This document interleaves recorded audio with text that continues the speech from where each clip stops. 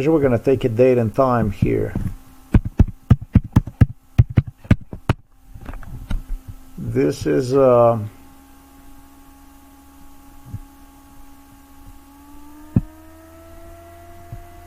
Southport shooting. I mentioned Bill Clinton District Attorney Jon David, Kash Patel, Chief Todd Coring. Shit, and I have not taken the last one, really? That's just not very brilliant from me. I'll take this name. His name is Jeff Jackson, and he's actually from sunny Miami. He was deeply involved in corruption, in organized crime. And this is the whole setting for a shooter by the name Jean Debois. He's got a French name, and they actually associated him with a Jew. This individual was a violent thug who went on to serve in Iraq. But what's interesting is the entire crime, the whole thing was created by Bill Clinton through, let me demonstrate you, I did not even, it's hard for me to believe that I'm so stupid that I have not taken a note of this guy.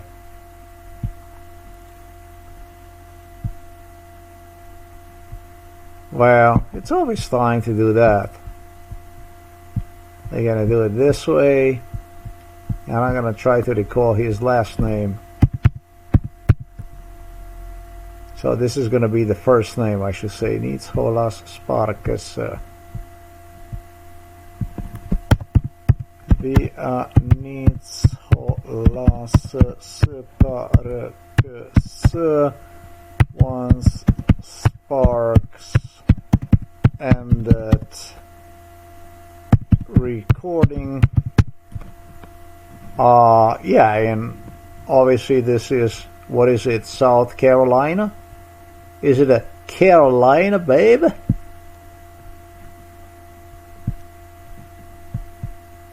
Boy, do I feel stupid doing this stuff. What a waste of time.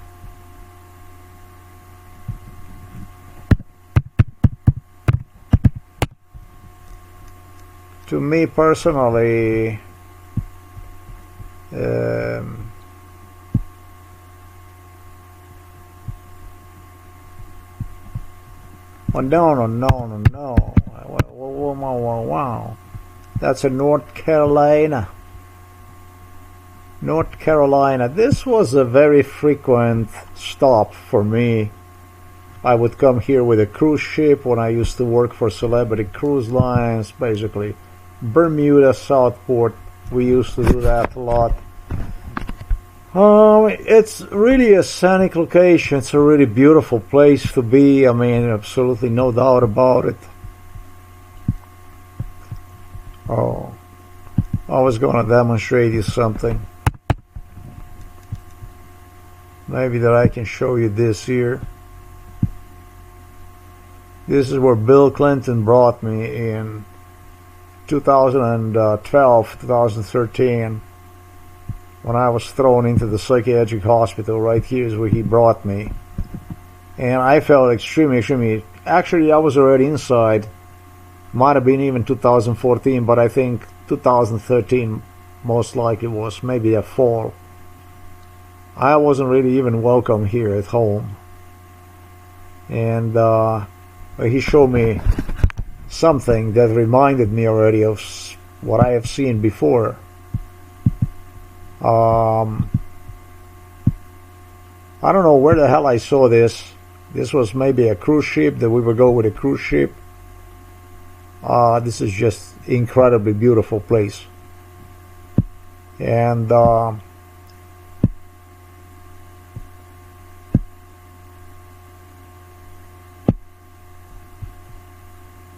we used to sail through the Panama Canal. We used to sail through Ah, fuck it. Wherever it is, it is. This is in an area of the Southport right there. Let me see if I can show you a map anyways. And that was like selected to be my new home, which appealed to me tremendously. This part of the US here was just incredibly beautiful, this place here. So I'm not gonna break through this stuff here. Let me see if I can get this maybe done. So it's not gonna take me out, so it's not gonna show USA, anything like that. There is Wilmington, and so anybody can find this. Anyhow, there was a war in Iraq, as you know, and war in Iraq was really a tempo.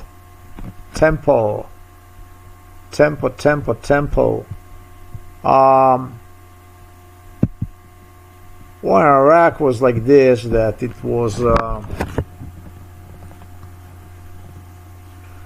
started in 2003, right?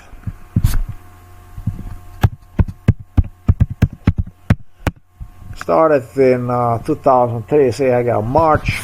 He was called in talking about not Sparks, talking about Dubois. No, it's not Dubois. It's what the fuck is the name already again? De Beauvois. It kind of sounds like Dubois, but I'm not sure that's Dubois, whatever the fuck it is. It sounds like a French name. What's interesting about this clusterfuck here is, let's do a little bit more dense here. Come on, man. Fucking slow computer and everything, it's just... Du Beauvois. Oh, there you go, Du Beauvois, whatever. Is it? Or not? That's not on a French. Du Beauvois can really not be. I can do that kind of French too. Du Beauvois. Say something like Du Beauvois or something. So there you go. The war in Iraq. This guy was called within like 6 months. As soon as the war in Iraq started, boom, they got this Du Beauvois into Iraq. Okay, there was something else that happened in 2003. In 2003 was this boy here that also came out as a attorney. He got his education done with a bunch of other kids. His name is Yon David. District Attorney Yon David finished sometime something like that. I have no fucking clue, to put it plain and simple. I remember somebody summoning these boys. Yon David was one of them, and a few others was. So he must have been already finished out sometimes. 2003, I would say. So now I'm really not sure. I'm not sure. I cannot say that he finished his university and shit, you know, that he was called upon this case before Du Beauvois entered his service in Iraq. These are two things I cannot say, but this shit was extremely close to one another. Extremely close to one another. This whole fucking thing was started by Nicholas Sparks. Nicholas Sparks through the Bill Clinton. Nicholas Sparks was doing some movie over there, and so this shit goes way back in time. I was a good buddy of Nicholas Sparks.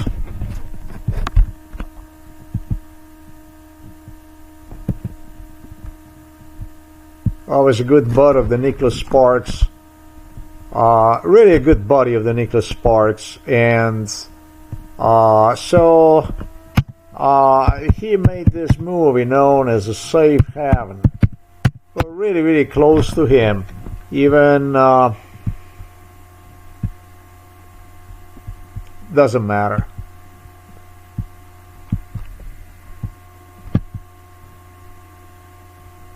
It doesn't really matter. He kind of reminded of the nurse Yanko, this guy. That's one thing I have to say to you. Nurse Yanko was involved in this shit since my childhood. I did not like that guy. I don't have to explain why. So he did this shit, he did this movie here, and what the fuck is this here? Published in 2010. Oh my goodness, that's not gonna be it. Let me go down a little bit. Dig.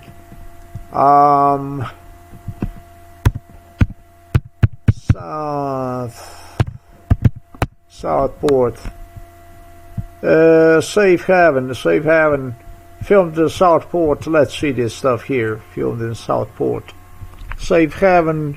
Romance thriller. Safe Haven. 2013 romance thriller. So let's go like this here. Boom. There you go. Safe Haven. So yeah, he was doing this, what you see here. Supposedly this stuff was done in 2013, right? 2010. All right. So this guy that you see here, Nicholas Sparks, was doing this kind of stuff in, you know, I'm not exaggerating if I tell you that it probably was in 90s. We're talking about maybe 19... Shit, man. You know, this probably happened in around 1994. 1994 is when he did this stuff. So that's way back in the time, right? So he was doing this stuff. He was recording this stuff in between 1990 and 1994, you know what I mean? Something like that. Actually, I really don't know. I didn't pay attention to this stuff, and I don't want to go and bother. I'm just really shocked about his writing this shit for 2010, 2013, which is a completely normal thing in Hollywood. It's a totally normal thing in American film industry. This type of schizophrenia is a normal. The country itself is a shiza. So I don't really know what they get out of it, but these are all the contracts they sign with the government officials to promote psychiatry, field of psychiatry, by targeting certain portion of the population. I myself in this case. This guy was doing this stuff for several years. Was a visitor here to the Novo Mesto, but I really, for some reason, I was suspicious of him. It's not that I wouldn't like one. I liked one. Quite contrary, I did like one.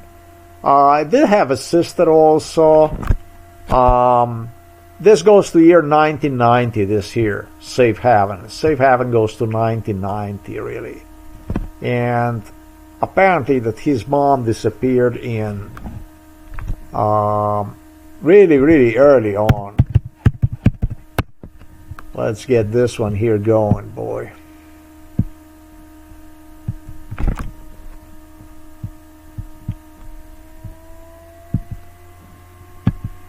This entire family was involved in this. His mom, his sister, his brother, everybody heavily was involved in this stuff, okay?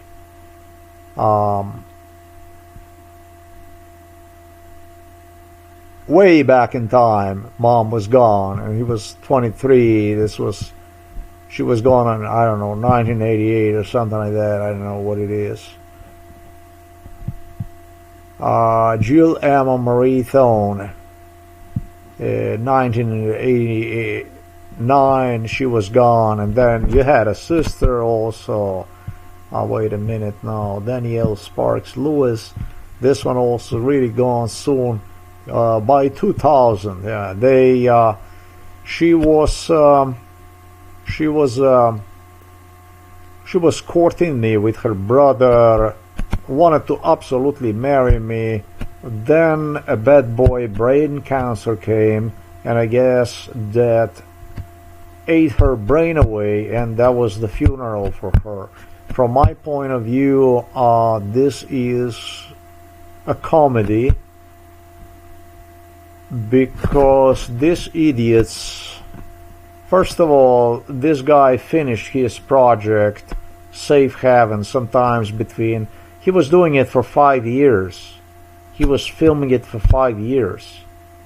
This just goes to explain his character about who the fuck this guy is. This is a real fuckety. He was doing this project for 5 fucking years, between 1990, actually between 1988, whatever happened to the mama, and 1995. No, I don't believe a fucking shit about any of the family members, because this is a psychopaths, maniacs.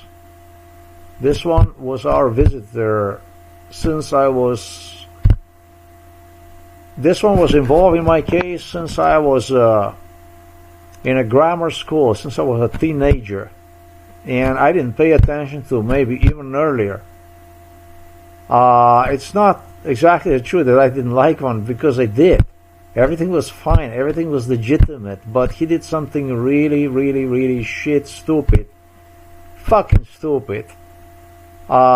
He claimed that he became very successful, that the film, that he finished the film, it was a big thing in 1993, demanded from the British Royals from me to date his sister.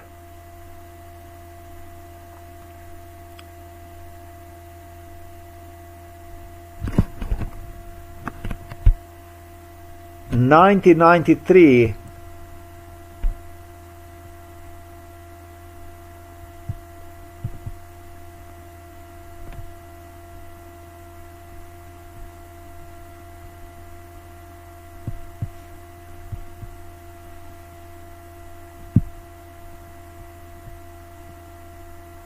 she was born in 1966. I am 1971, December 1971.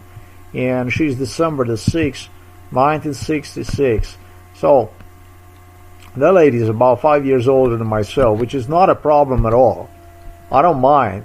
Anyways, I would not mind. When I was younger, I wouldn't mind. And so, what happened was, I don't know what the fuck happened. To me, this was just not a legitimate shit. He became famous in 1993, and I hope you understand, he was nobody really in 1993. Now, there was somebody else who was really famous during MK Ultra. That was myself. And it wasn't in 1993. In 91, I finished my school nicely, and I was going to have a life. And I was not interested in marrying a sister from somebody out there, just because I have no idea why. And so he invented that I was a racist, a prejudice, because to me, this guy, the way it was all happy and sunny and shiny at this Southport when he finished his movie. He was finishing his movie. The thing is, this was not only this Southport.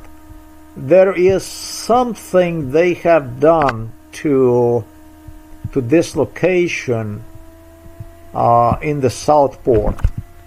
There is a psychiatric trick that applies to this location at this Southport. That has got something to do with this building here, with this charter company. Has to offer. Investigators say Edge self-identifies as a combat veteran with PTSD. Oak Island Police. Everyone who's a... Okay, we wouldn't listen to that kind of stuff. We go back a little bit forward. Then says the additional charges. Come on, tick. It's come on. Come on. In Southport. Happening right now, there is a prayer vigil going on at Southport Baptist. These people here, did you see American, what is it, American? Church, you can see here this American fishing, what? Makeshift memorial out weekend. So definitely a very American Fishing Company, is it? They were involved, entire family. They were involved in this case since I was maybe... Both I have no idea. Maybe I was a baby, basically, when these people were involved. I remember this dad with... That was a father with a beard, and then he also had females, I should say females, daughters and stuff like this. It was a family like this. They also wanted me to get married with them and stuff like this. Wonderful, man. The thing is that who the fuck would not want to get married to somebody that is worth $2 trillion? I don't know anybody that would not want to get married to somebody that's not worth that's worth $2 trillion. This is what they put in my head. They put in my head that I was, based on MK Ultra, I was wealthier than Queen Elizabeth. I owned half of the fucking Canada during MK Ultra, and companies owned me hundreds of billions of dollars. And on the other hand, I really don't understand why the guys like this would want to be so eager to have their daughters marry me. I hope you understand I'm not insane, because this is what was done to me through MK Ultra. That's what they brainwashed with. Nobody really wanted to get married with me. Not the dad with his daughters that you see right there in the picture. That's more or less what he looked like. Not sister of Sparks. No, sorry, it's not. Is it Sparks, right? Sparks, that's right. Nobody wanted to get married. This is just bullshit. That's what the fuck this was all around. Sickness. American schizophrenia. That's what this shit was. That's what USA stands for anyways. So, he was very successful in 1993. And I was just not interested in him. And he became pushy about it. Asserted violence in MK Ultra, and I responded him talking about Nicholas Sparks by labeling one as a Jew. That not even a trace of a Jew in this guy. Not a trace of this guy. Nothing about this guy Jewish is what Bill Clinton guaranteed me. You know Bill Clinton. He's got a daughter,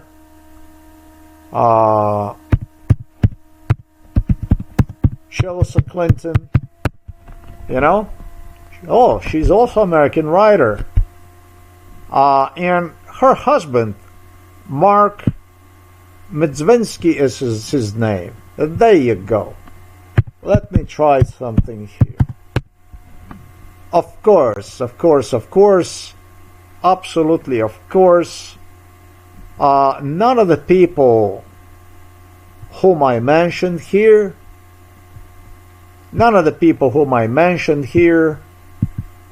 and it's not about only these people. They implicated tourists from Denmark and from the Germany. These are the tourists that were shot right now, I assume. This is a long story. We're going to get to that stuff. And this tourist just some way, somehow, there are many of these Danish and German, Dutch tourists, or maybe they were Dutch. I remember them really blonde, like really godly, like Aryan people. Beautiful, really. Angels. With one word, angels. There is an abundance of them in this area here. It's just abundance of this of these blonditos from Europe, from Europa. Das Europa in America. Prince Charles was said, no, not in the UK. Not in the UK. So, in USA, not in the UK. Going through this area, a little bit riding around, they were taking me to many happy Dutch and German and all kinds of people, retired people, happy, enjoying their life, peace here in this godly heaven known as a Southport in Carolina. I love Carolina myself. It's a really beautiful place. And the bridge I was talking to you about was this one here. There you go. See? What a beautiful view, really. This is just a really view. I kind of felt like I wanted to see this again because it reminded me so much of a really difficult time in my life, man. Bill Clinton really closed this road here. He got the road closed with the, I don't know, maybe state troopers. And he brought me here when they threw me into the psychiatric hospital. It was really tough. In 2012, I was thrown into psychiatric hospital, and for me, it was extremely tough. I wasn't welcome here in Slovenia no more. I felt, and when they brought me here, when I saw this heavenly view here, I said to myself, he said, Bill Clinton told me that this is where I belong here. That this is my place here. He knew my soul pretty good. This was just. Truly a heavenly place here. There is no doubt. This when you see this here, this is a godly place. And I felt I wasn't even welcome in my own house at home in 2014. And geez, really unforgettable this here. I could just stare in this here because it's so beautiful. It's really so beautiful. But the thing is, I'm in a hurry to get to my father. And I kind of feel that wherever my father is not welcome, my father, just my father wouldn't be doing this stuff. But it doesn't play anything after all. Life is not about that we do if other people do for us. We just have to do the right things. This is my belief. Sometimes you gotta do the things that other people wouldn't do for us because it's just the right thing to do, whatever the right thing is to do. It's very difficult for me to judge father because it's just so fucked up society here in Slovenia, I think, and overall the people that were involved in this were just total bastards, So it's very impossible for me to get into this stuff, in this judgment. But the way you guys turn all this wheel around here, the way you guys spin this shit, I'm gonna tell you, I'm just gonna give you facts. This is beautiful. When I think about 2014, that I found myself on this bridge with the bridge closed, and with such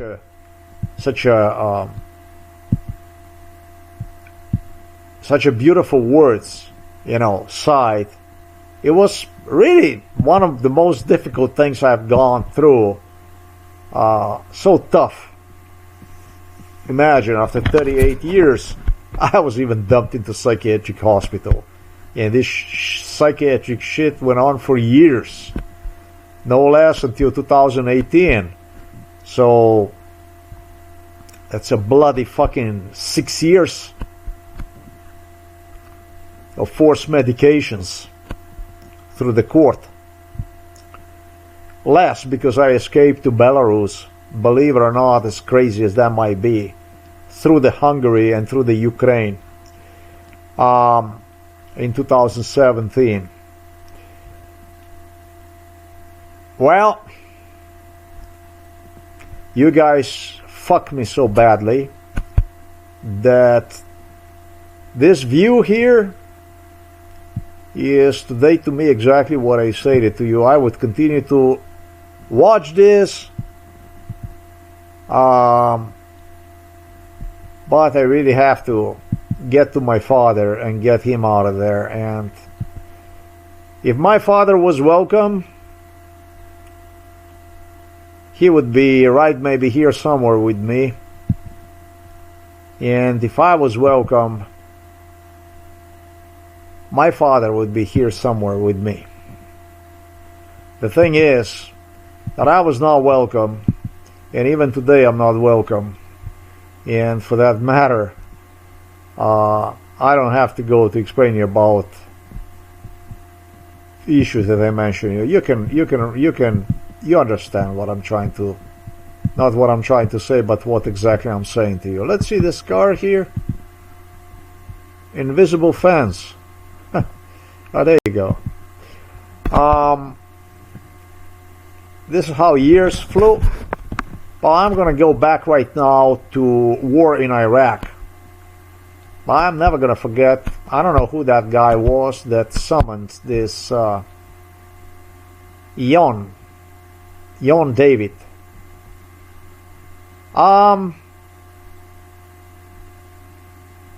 Dubois, and I know that I pronounced this fucked up again, because I know that it's not Dubois. Dubois is the one that is doing the boxing, so I don't know what the name is, how to properly pronounce this stuff here.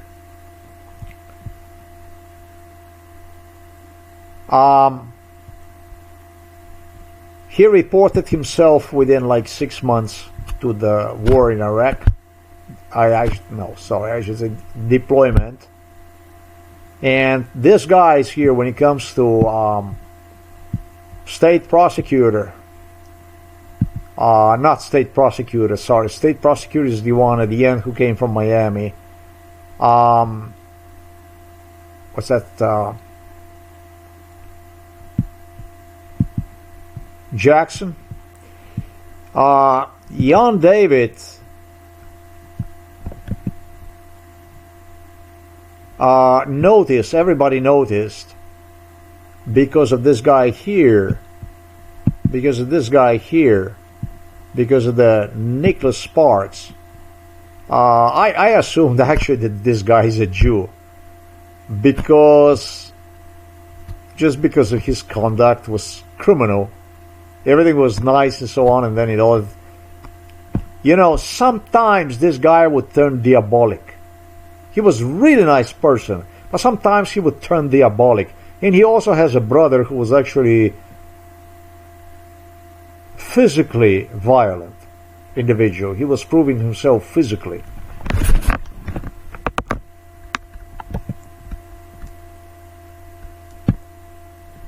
Look-alike, somewhat like a Yanko, like a nurse Yanko, this guy. I really wanted to know if this guy is a Jew or something like that. I don't know. I don't like this fucking guy, to put it plain and simple. The people were different in that Southport, that beautiful place. And this guy was very different. This guy was like some Jew from the big city. But of course, this is not a Jew. This is not a Jew.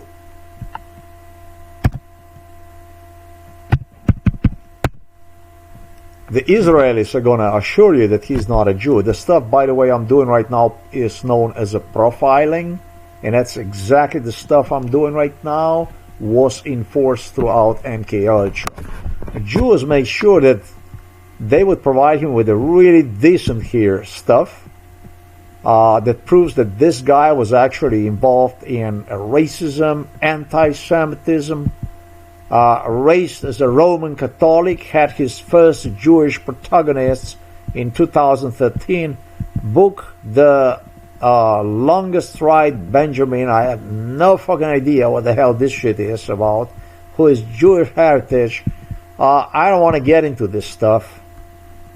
The Times of Israel, a Jewish Book Council, The forward. Let's see what else do we have here. We have NBC, NPR, BBC, Mingy Bean, the New York Times. He is an anti-Semite. He can't be a Jew, this guy. There's no fucking way this guy could be a Jew. So this is a Nazi, this guy. This guy must be a fucking Nazi, huh? Well, I'm gonna be right from south of the ether right now. Maybe this guy's a Nazi, huh? You know, a Nazi. Nazi. Let me see if I can spell this for you. This is, let me hear this again. De Beauvoise. De Beauvoise.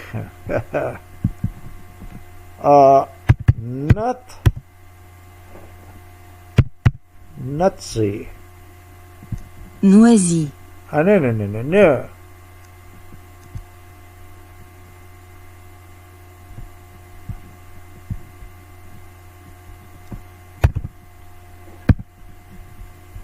We're gonna do this one here.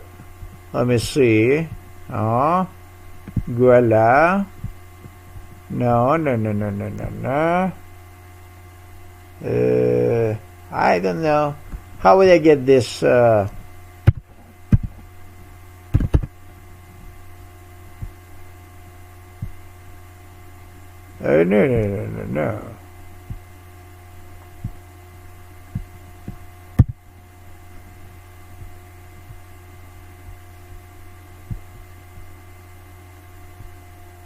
Egozim.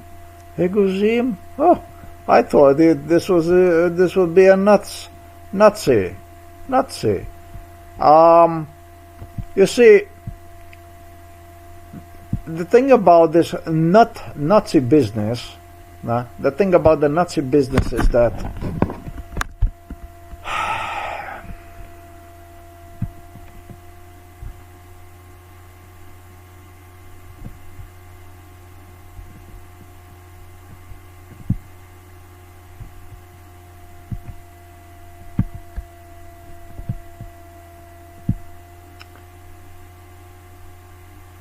he can't be a Jew.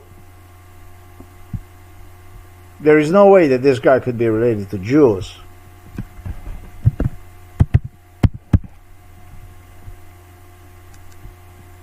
Michael Earl Mitzah Sparks.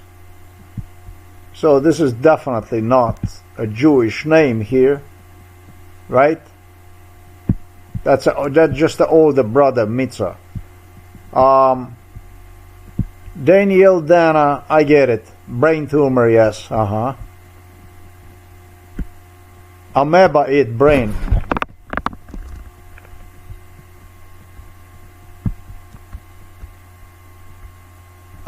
He's got everything. He makes sure that is written here. He is of English, Irish, German, Czech. You know, there's nothing Jewish about this guy, really. Just, you know, few things here and there are just kind of a weird. Like this one here, for instance, is also interesting one. I found this is interesting thing. And I'm doing exactly the whole thing based on MKUltra brainwash, really. What nationality, people ask, is Thurne? American, I'm sure. Oh, it's a Dutch and Northern German and so on. And how do you pronounce? Well, I wouldn't do it right now. And then you have this here, 3 books, the Jerusalem Chronicles.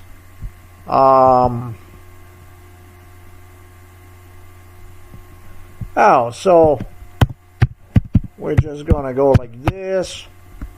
And I don't know what's the point about this here, but of course you understand. This is of course not the Jewish.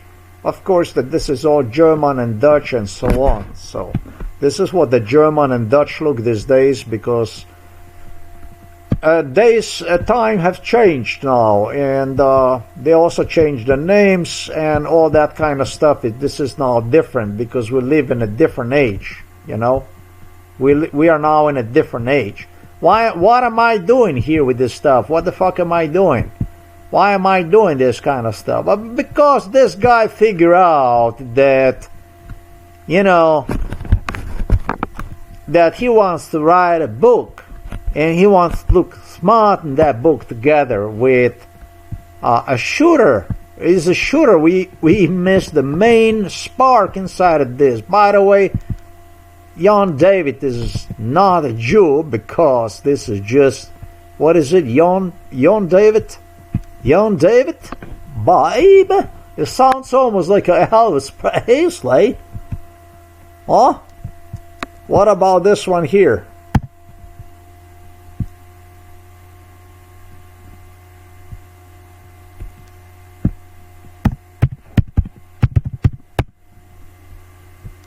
Oh, this is of the Hebrew origin, and it, God is gracious, a gift of God and beloved.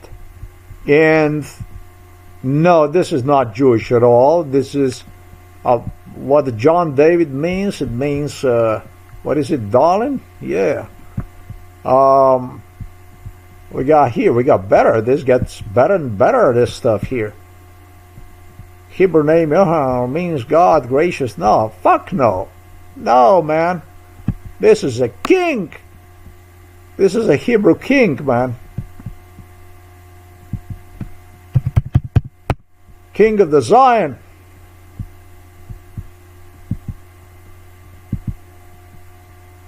You're gonna have to fuck with this stuff by yourself. You're gonna have to do it all yourself. There's another one, Jon David King. I am gonna stop here. This isn't about this king.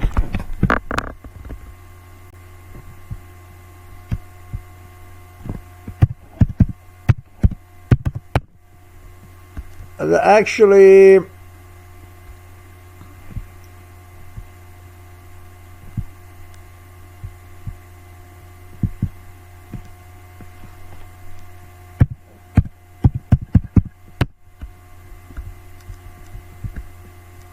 alright, that's enough of this kind of stuff. It's enough of this kind of stuff. Anyhow, this is the only guy who told me that he is a Jew. That's at least what he claimed. And he claimed me that he was a Jew, yeah, a district attorney, the guy that you... Let me present you with this beautiful little short, little cute little video here somewhere. I found him do his singing. There you go. Because I found him as, I'm not going to say attractive, but I wasn't really quite myself during MK Ultra. I did explain to you about the stuff that they did with me, and so I prefer to work with guys like this because there was no violence involved in it, and this guy was not violent at all. This was one of those students, I hope that you remember, when Dubois left into the military, deployed to Iraq, sometimes in 2003, right? Or what the hell did I say now? Wait a minute, March, yeah, he must have been deployed in 2003, that's at least what I was brainwashed to see, so it doesn't matter really.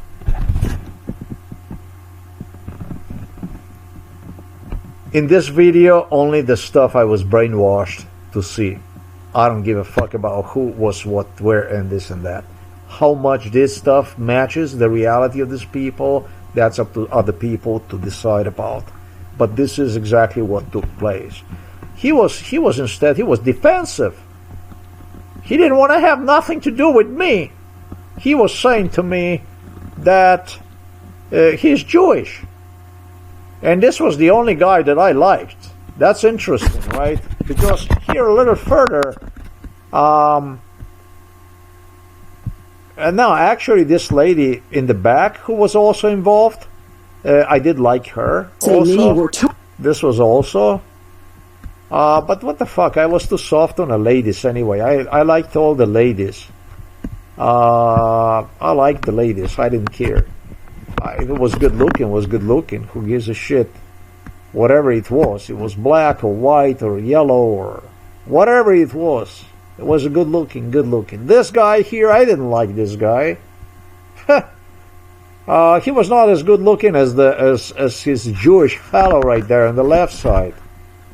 This is a police officer boss, right? Let's hear this. The subject shooting. Meditated attack on the American. Rapidly of a boat sitting in the waterway. Up, Chief Todd Coring. This guy is so nice. It's a soft guy. It's not really. He later wanted to prove himself that he is not, and so on. He did some naughty business and stuff like that. But he was really not a existential threat to me. He was chosen by this district attorney, by Jon David.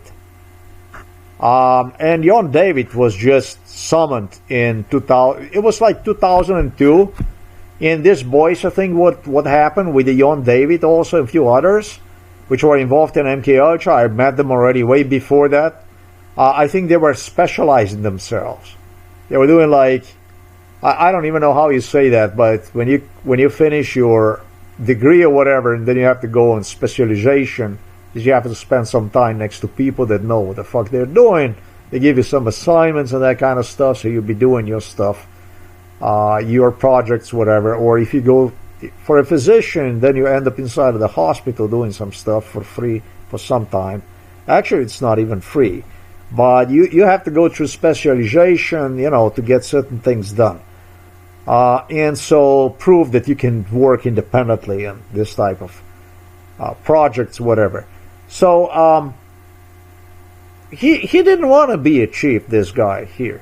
And it was Jon David that summoned him, and he said, "Hey, there you go, you can do this." And he had me with him, and I was like, eh. And Jon David was, yeah, you're the right one. And this guy was like, really? And Jon David was, yeah, really, that's it, you, no other than you. And there you go, you have it now, Chief Todd Corning on board.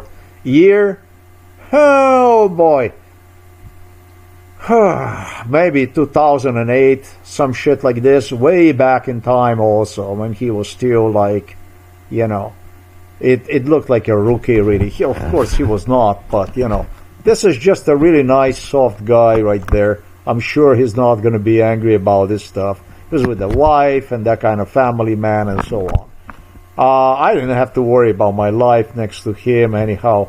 But this guy, Jon David, he also was someone like that. This one is way more voracious guy.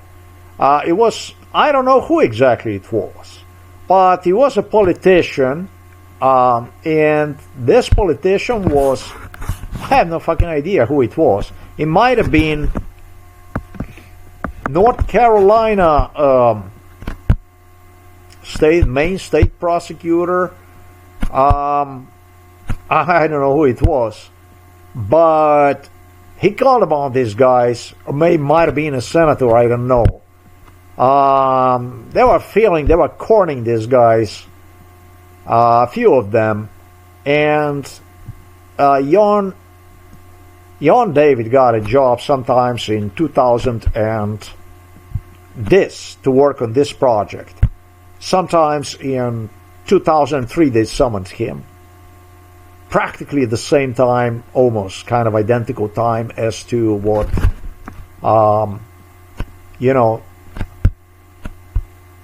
Dubois was dispatched to Iraq, to Iraq. And I'm never gonna forget the Jon David, who was, I got a feeling sorry that really was earlier, 2002, something like that, And that's it. I'm not going to give you any fucking clues here about this. We're going to stop here, and I'm going to take you a little bit to the Dubois here. We're going to go back to Dubois.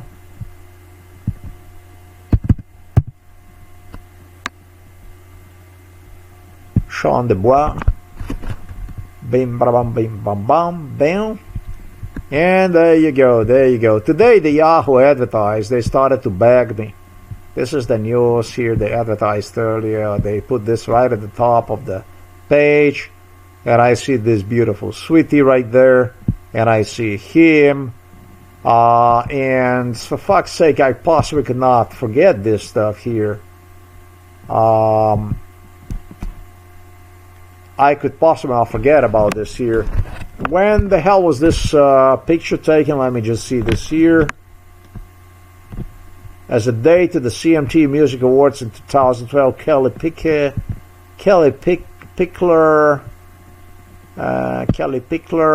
bang, we're gonna see this here, 39 years, 39.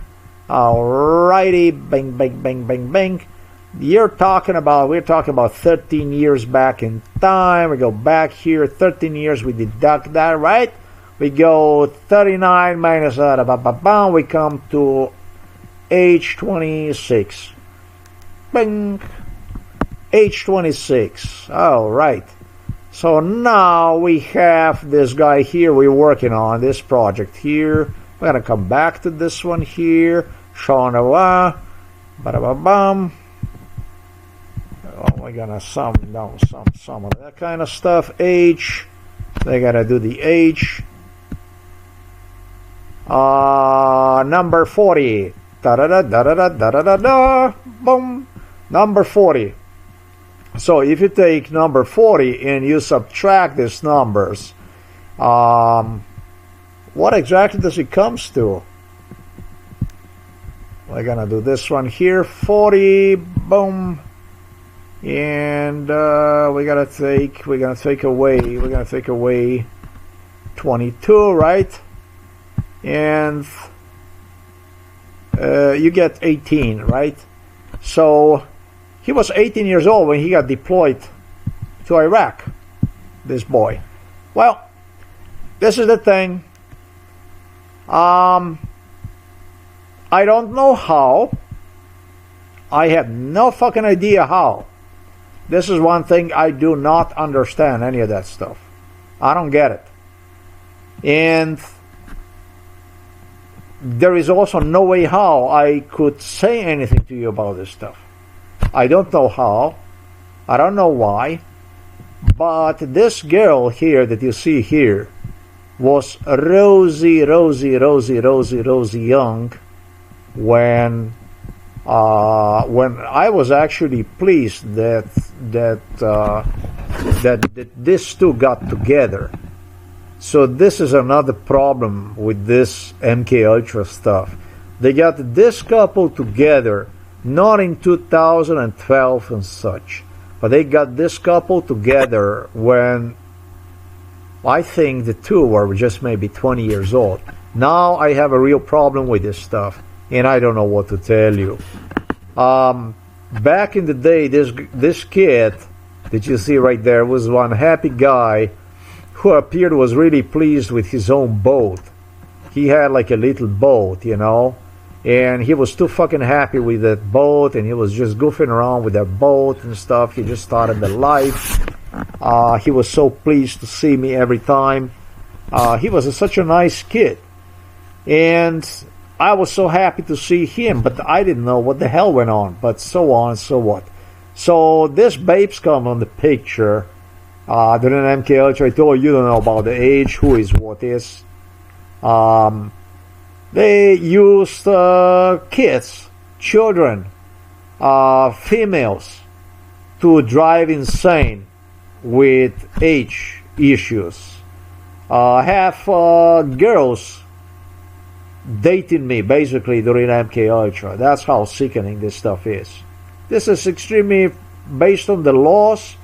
When it comes to the laws, extremely sickening procedure. Extremely sickening. Not that it would have any kind of mental consequences on one, unless you're maybe a pedophile or something like that. I don't know how that is.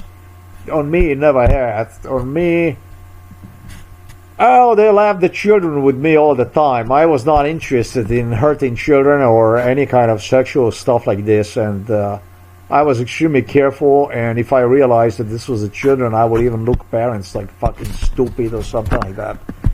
I wouldn't tolerate stupidity. But there you have it, man.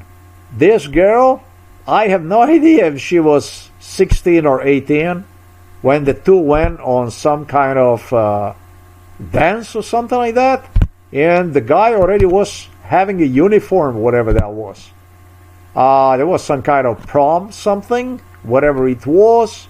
They made impression on me exactly on like the one that you see on the picture right there. Maybe she was year 2, 3, maybe older, I don't know. She had me through her school and stuff next to her and stuff like this, which is a normal procedure. That was a normal procedure. Back in the day, this kid was, he actually bought a boat based on MK Ultra scenario. No. Let's go back here with this. We're still going to need this a little bit. And so then the picture appears that somewhat similar, except that he didn't have so many stripes and that kind of stuff. In 2012, that kind of stuff. Let's just take this off here because we have all that information. I recall him from what you're going to see here. That a little boat. I remember that's not his little boat, because he was briefing me on buying a boats and stuff like this. But he bought a boat, his own boat, when he was really, really young. A fishing boat. It was his first boat, and he would go fishing and shit, and he was just really, really excited about that stuff. Which is a normal, healthy young kid. I mean, was just growing up, and more or less that would look like this, all through that this is not when he was young anymore.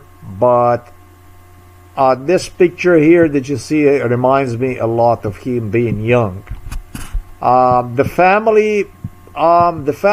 family was white parents, white Americans, and father did fishing, and he would just, I don't know, he found himself on a fucking boat. He bought a boat, his first boat. I remember that he bought a first boat. He was tremendously proud about his first boat. That was his boat, and he bought a boat, and my boat, and this and that. And he planned on becoming a charter, this kind of stuff here. Hold on a moment. It is something already I found here. He planned on owning a charter. You know, he wanted to be a guide, a fishing guide, and that kind of stuff. His own business already when he was a teenager. I'm just saying to you about this kind of stuff. So, what happened with the boat? I don't know, man. All I know is that he found a better boat later. He bought a better boat and that kind of stuff. One thing that pissed me off, you see this haircut that he's got there? This guy turned to be a total douchebag. This guy, Sean Dubois, I was fucking surprised, man. As he returned from Iraq and stuff, I was so happy to see him. He turned out to be a total douchebag, a con guy who, however, started to threaten me that I don't even know him, that he can kill me at any time, and he might will actually maybe even kill me, and that kind of stuff. His good friend, and the year must have been, shit, I'm trying to figure out that one. The year must have been about like 2000 and, man, maybe 2008. 2008 is just about right, I would say. Was believe it or not, ladies and gentlemen, the one who would deliver me to him personally was Robert Golob, the Slovenian Robert Golob. And boy, did he look stupid. Like never before. That's when I lost completely respect for this guy here. This here became his. This right here that you see became his closest associate, his closest ally. And if that's not what we say in Slovenia, a klošar, I don't know what the fuck it is. This here, a torture, molestation, torture, cardiovascular, sleep deprivation, trauma-based torture is what this guy, once a nice guy, started to associate himself with. Not even in 2008, beginning like 2006, he was back from Iraq, something like that. His father immensely angry on me, everybody angry on me. He was still polite with me. In 2008, he snapped on me, completely different, contemplating on how to kill me, that I should be killed, but the stuff that I have done to him, he was very unrecognizable, but he was a totally good for the environment. He was perfect. I'm talking about this guy here, this schizophrenic from Slovenia with the police that enforced this schizophrenia through the physical violence throughout the USA. They would deliver me in his area where I would be tortured. Also to him, they would find and minorities, and through the Jewish community, mostly I think it was done. They distributed throughout the United States of America. I think these people use Jewish channels more than anything else. Talking about the Slovenes here. And so this guy contemplated on killing me, actually. Those were the type of stuff that I heard from him. And so I don't want to be on his boat anymore. I just want to go away from there. You know, ladies and gentlemen, I could also snap and grab him and tear his head off. Honestly. It is just as simple as this. If I would get on top of you at one point in time, it's a question if somebody would get me off you. You know, when some of you was so heavy, I have to say to you that the stuff that was coming out of your mouth in my face also left a very deep scars on me. So the stuff that you were talking about did go both ways, except that I was more diplomatic, and I just, you know, rather than to unload on you, I just wanted to skip that boat. It doesn't matter, and not see you anymore. It is just as simple as this. So what happened with this guy? Why? What was it? And with his father? Once he was in Iraq. And I don't know when this was, but I got a feeling that this must have happened like after he was like a 1 year inside of the Iraq. You know? I was summoned to him between, I don't know, not really much time, between 6 months and 12 months of his stay in Iraq, I would say. I was summoned to this individual for whom I will get to that stuff. We will get to that stuff. To his base, to his unit, to his I don't know, it was a closed area where he started to yell on me that I don't like Jews, that I am anti-Semitic, that that he's gonna kill me and stuff like this. That's the kind of stuff that was coming from him. He was completely in charge. This man was totally in charge. He was using a death threats this to him give it death threats to me, sometimes in 2004, I believe it was not even a big deal.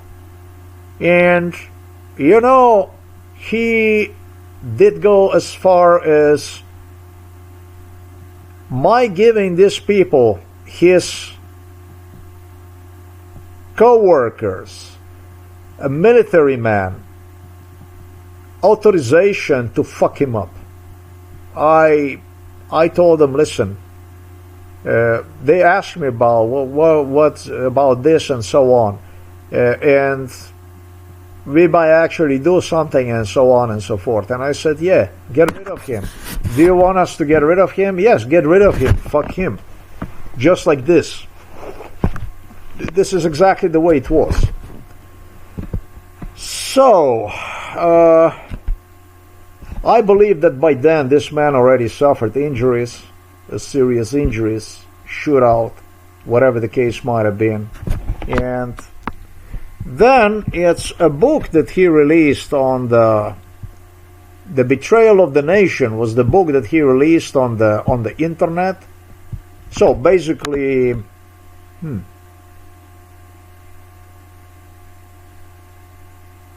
he presented himself to me as a Jew, practically in Iraq.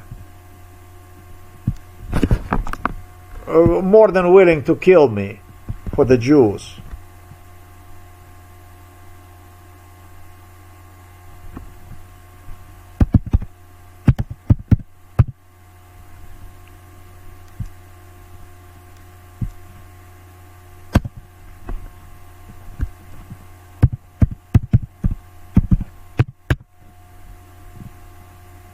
The headshot.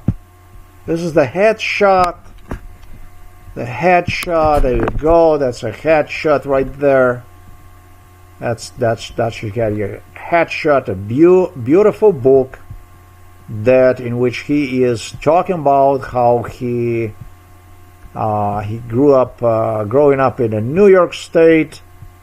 To be a man of honor, hunting Catskill Mountain with his father. Sean learned nature. He was a wrestler, and I don't know. He met Rachel, became his wife. That was a 9/11. Boom. Sean knew that his only course of action was to serve his country. Joining the Marines, he found a mental and physical challenge that he planned to excel. Interesting, because on 9/11, that was in 2001, September. And I don't know, man, if this guy's 40 years of age. He got married fairly early. From what I recall, his wife, Rachel, was actually a blondie girl. I think it was a blondie girl. Shit, I think it was a blondie girl.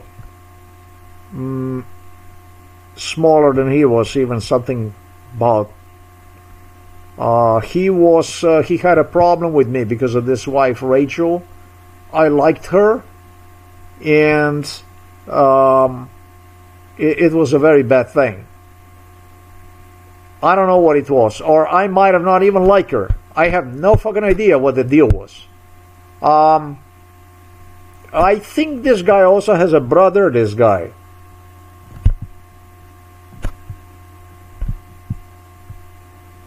Because it was a lot about... his family was very aggressive, by the way. I remember the school now and everything. These people were associated with the Robert Golob, with the Milan Kuchan, since I fucking know this kid. Since this kid was in a grammar school.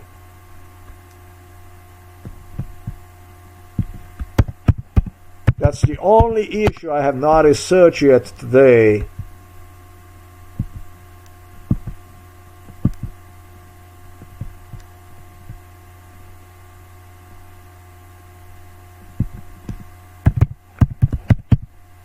Although he seemed to me to be a single, that's strange, and that is really, really strange. I might have mistaken that portion of it with some other, what you should say about the ratio. That complicates things tremendously. New York State and stuff. To me, that looks to me that this guy's got a brother. To me, this shit looks like this guy's got a brother. This guy definitely not a Jew that I would know of. But extremely cheesy guy. I remember his father when the father was younger, and this guy must have a brother too.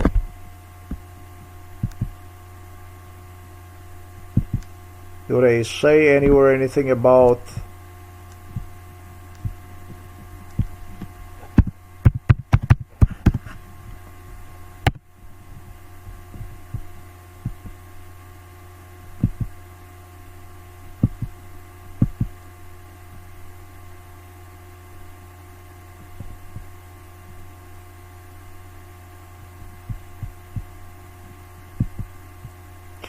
these people are violent, and I'm going to even say extremely violent people, talking about this guy.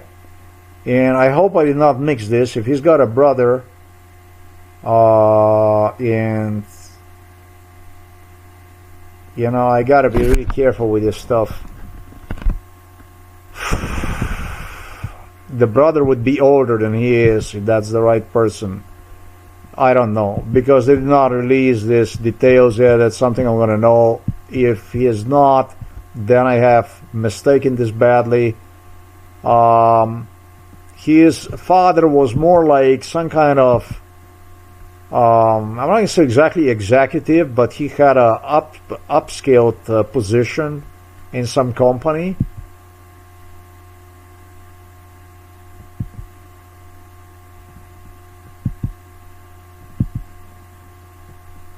This is something I'm just gonna find out, whether he was a single in the family, as it appeared to me later on. It's possible the brother left, or he had a brother. It was really complicated when Rachel popped up in the picture.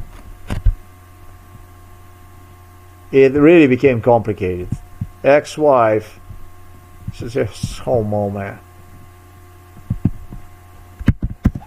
Based on my memory, Rachel was a smaller girl, semi-blonde, kind of a blonde when she was young with the blue eyes.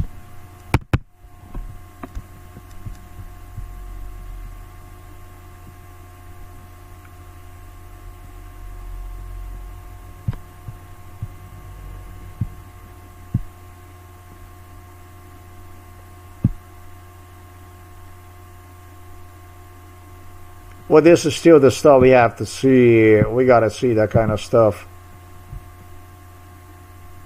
Mental health struggles, cried for help.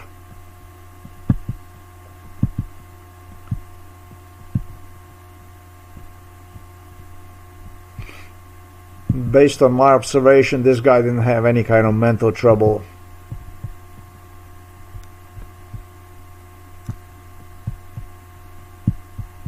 He might have a totally different kind of trouble. Mental trouble, maybe I am his mental trouble because of the stuff he got involved in. That I'm not going to exclude.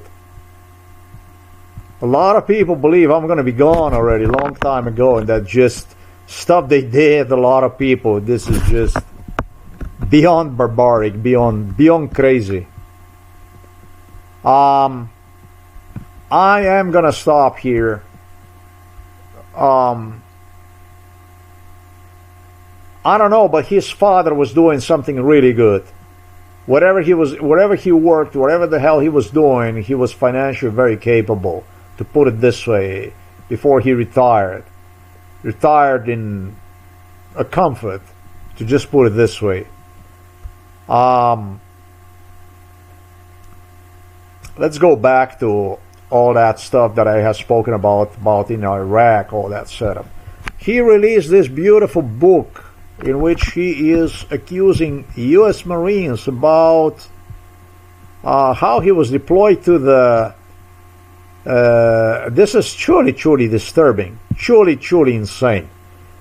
He was deployed to the Iraq. This is where Robert Golob loved this here. This was a Robert Golob that just was eager. The Slovenian Robert Golob was eager to accuse me how I am, that actually I went and stabbed American military man deployed into the military to even incite their fellow men in killing their fellow men and stuff like this. And so they come here with this, they come here with a story in which they claim that he was left. Listen to this stuff here. Joining the Marines, he found a mental and physical challenge that he planned to excel at. All through he sensed the behavior and many things said by fellow Marines to be disturbing. Really? If I would not remember this guy, how he changed once he became a Marine. This guy had a fucking problem with me. I didn't do anything to him. He was just completely in charge. He and some other man, whoever that was. This is like, if I had a guy like this, let's say that this guy was in my platoon. Let's say that this guy was in, I would kill the bitch. I don't know, but this kind of guy like this, I would kill the bitch in the military. If this was my fellow man, I would fucking kill this guy. This guy was completely disrespectful toward his superiors. He completely disregarded his orders that he was receiving. He acted like superior. He acted like a boss to everybody in sight, and he was actually a nobody. He was just in charge over absolutely everybody. This guy here, I saw it, what the fuck went on with another guy. And it was his sergeant or whatever, captain, I don't know who the hell that was, lieutenant, I don't know who the hell that was. And they were afraid of him. They would deliver me to them, and from wherever I was meeting with them, then they would deliver me to another location where these two guys were. Because these two guys were so fucking crazy that actually nobody wanted to be around these two guys. That's Dubois and some other guy, whoever the fuck that was. Man, the guy like this could do absolutely just about anything at any time to anybody. And I frankly don't even understand what the fuck he was doing inside of the military. He was stressed out like a mouse. I don't know anything about the stuff here that he brags about, what honor and survival and nature and wrestler and that. This guy was a fucking nervous wreck when he was in the military. I saw with my own eyes. He willingly deployed to Iraq, where he encountered a war zone that would rip his body to shreds.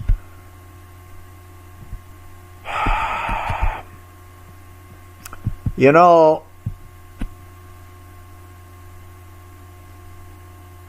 this is bullshit, because you say the war zone that would rip his body to shreds, that would rip your body to shreds. And it's because you willingly deployed yourself into the war zone that would rip his body to shreds. This is a very, very strange statement to me. This is an extremely disturbing statement to me. It's like craving for you to say how you fuck me, how you betray me, how you la la la la la la la la.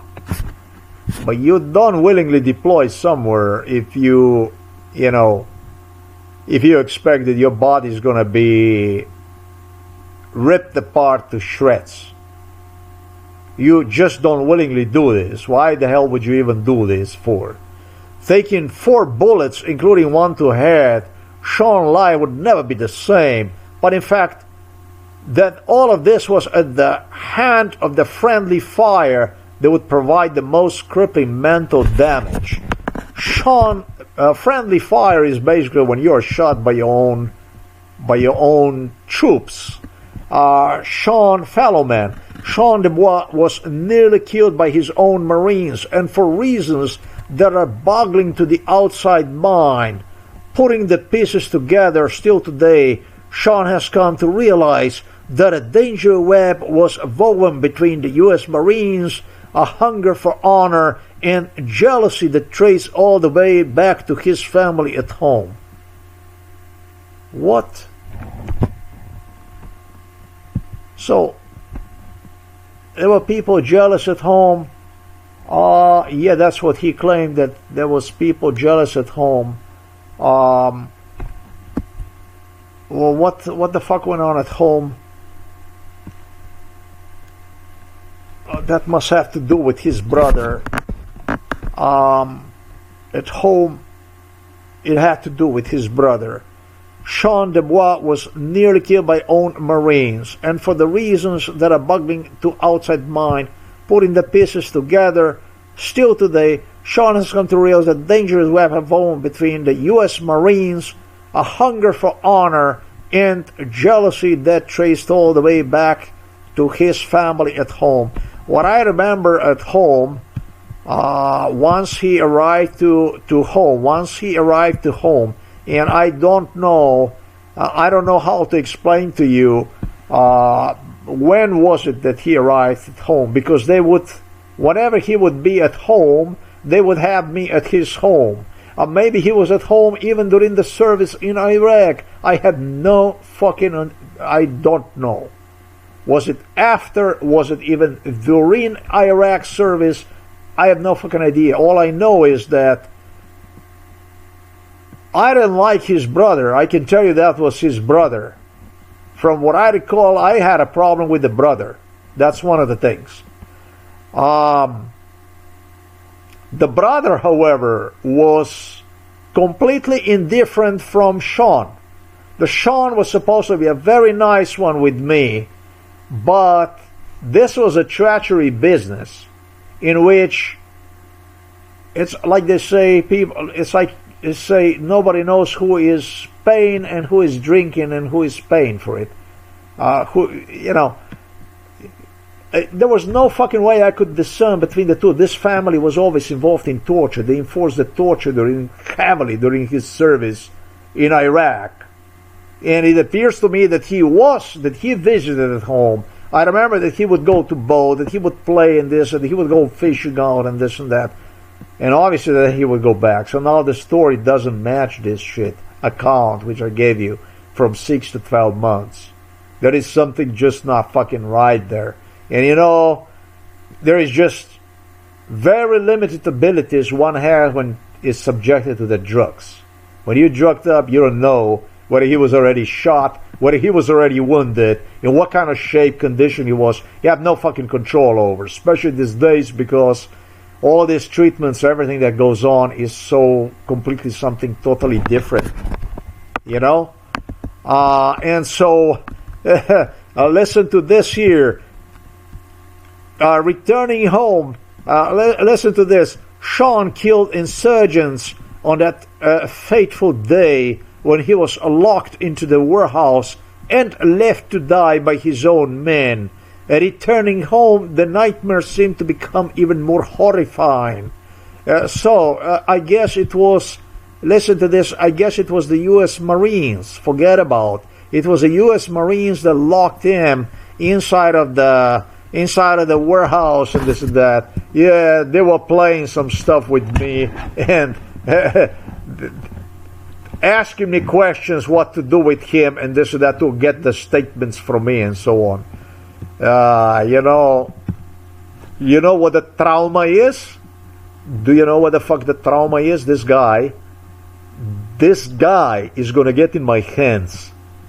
And this is when the mental problems for these guys are gonna start.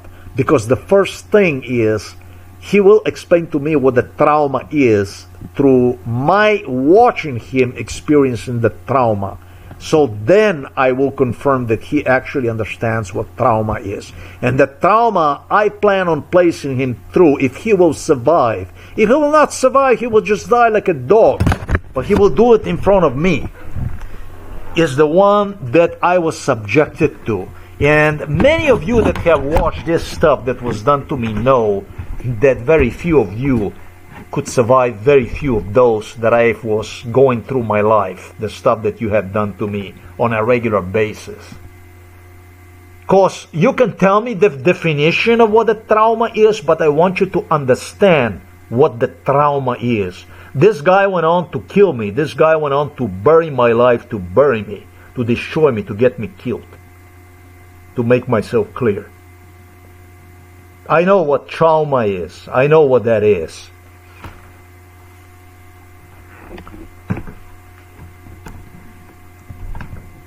I guess that he did not die within the 6 and 12 months. And his service in Iraq extended now for many, many, many years.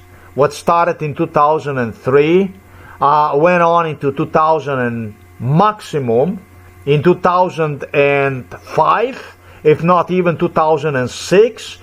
He would return back home, do some fishing, or I have no fucking idea what took place. His father started to curse me. Rather than not, the year was more like toward 2006 and 2007. It's not difficult to tell that this is like about the worst as he gets. Family. He does have a brother. He does, and if that was a father, might be even having two brothers. I don't know. There were 2-3 of these thugs in this family that were, including with the father. This was a regular violence, or maybe these are his relatives. I have no fucking idea what this is.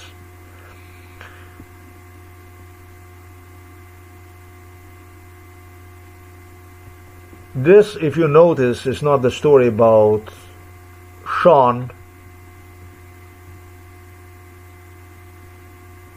Dubois. This is a story about the U.S. government.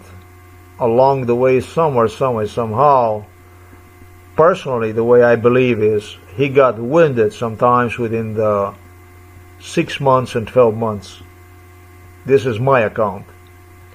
And they did perform the surgery, they did perform the medical treatment on him, and they also performed other brainwash for which I have no fucking idea about what went on. No accountability about the stuff they had me in Iraq afterwards, that they obtained the statements from me and stuff, what to do with him and this and that.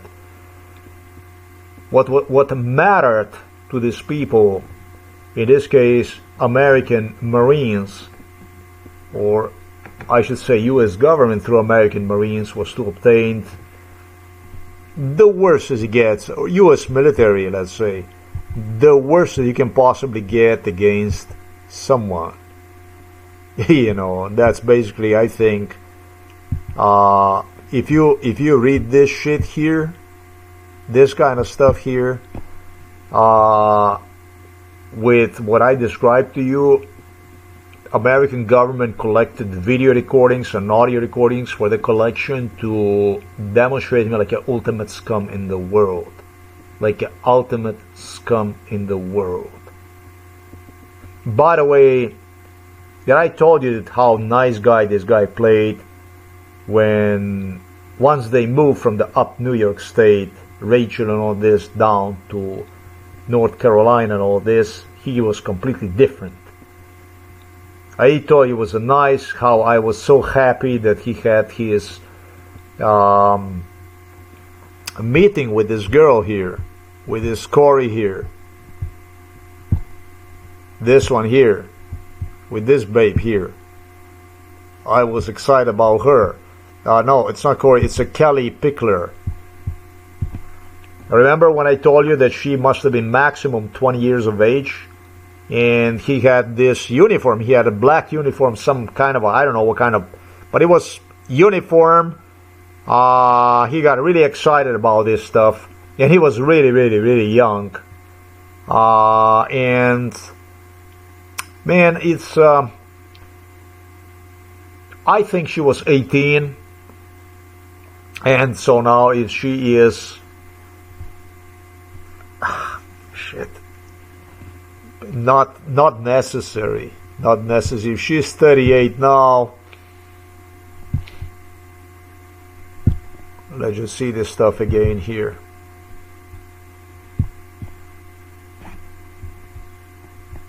She's 39, and I'm gonna roughly take this calculator here.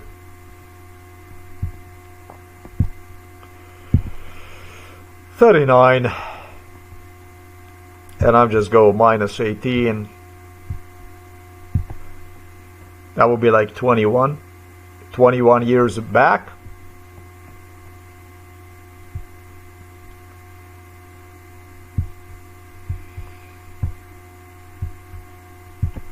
...2004, sorry man, what the fuck you, eh?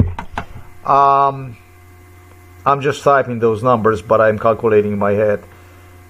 I am trying to realize that stuff. 18, I don't know how the fuck you do this in the US, but this must be just before he entered the service. I think she was about 16 then. In that case, there was some kind of a dancey dance, whatever the hell that was. The two somehow, some way, whichever way the fuck it was, the two bumped into one another. I don't know how, I don't know where. Aha, she is from North Carolina. Okay, we are just a little closer to the truth here. Yeah, this was the pretty thing in the world. But I don't know.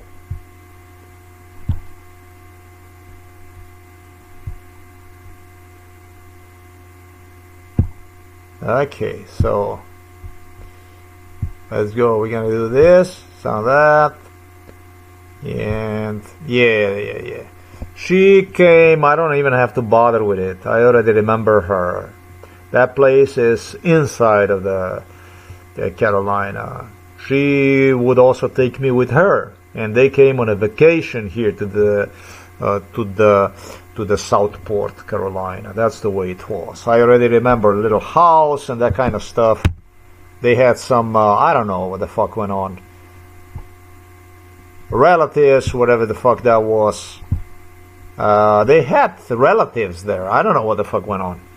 That's 181 miles. That's about we don't have to go walk, about 3 hours and a half of the car ride. I remember them either renting the place. I think they rented the place. That would be like a small house they rented, that kind of stuff. Yeah, they would deliver me along. That's how they met. So the stuff that I told you about, this stuff, how the two already had this kind of dance, absolutely is correct. This was a dance during which he placed this uniform on before he, I believe, even became a Marine or anything like this. Maybe he did go through the boot camp. You know, that's a possibility. I have no fucking idea. But that would be just really briefly, 3 to 6 months, some shit like this. And that's what that was. He had enough just to have that uniform, and I don't know, they did fancy it together, whatever the hell that was, before he was deployed to Iraq, obviously. I think they had him around like 10 months before he was deployed to Iraq. I think it was something like this, because I remember his dad, their house, everything, you know, all that stuff I remember. So, hold on, we need to get back here. I believe that he got wounded sometimes, and I think he got a bullet sometimes, like I said, between the first 12 months of the service. And I think somebody substituted him over there in Iraq, and that's what the U.S. government was in desperate need. It's interesting, isn't it, how a little shit like this go on to title the book as Headshot, Betrayal of a Nation. What kind of betrayal of the nation? Who? What nation and betrayal of whom? And who is the nation? I shouldn't be talking about this guy here because this guy is a Jew. Sean Dubois is a Jew. That's what Bill Clinton told me. Sean Dubois is a Jew, is what all others told me, including Kash Patel. Kash Patel actually didn't say that. Kash Patel presented him as fucked up guy. Like, he presented him to me like this. With this kind of stuff. With who are you going to be with? Who are you going to be with? And Kash Patel presented me this picture here, for which he said, are you going to be with him, or are you going to be... What FBI was doing inside of our house through Christopher Wray, through James Comey, was profiling. It's called profiling. Through Robert Miller. That's called a profiling. And they want you to based on the facial feature characteristics of the people, to take sides. Involve the issues such as Jew. You understand? This stuff I was talking about this guy here. I'm not even saying that this guy is a Jew. That's not what the fuck I'm saying. That... Where the hell is this guy?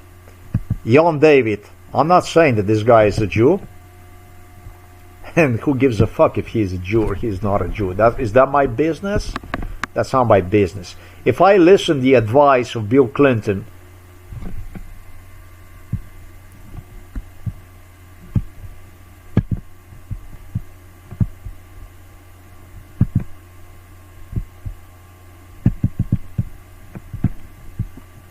you know, this son of a bitch of the Clinton somehow knew that I'm going to get to this bridge today and see this waterway.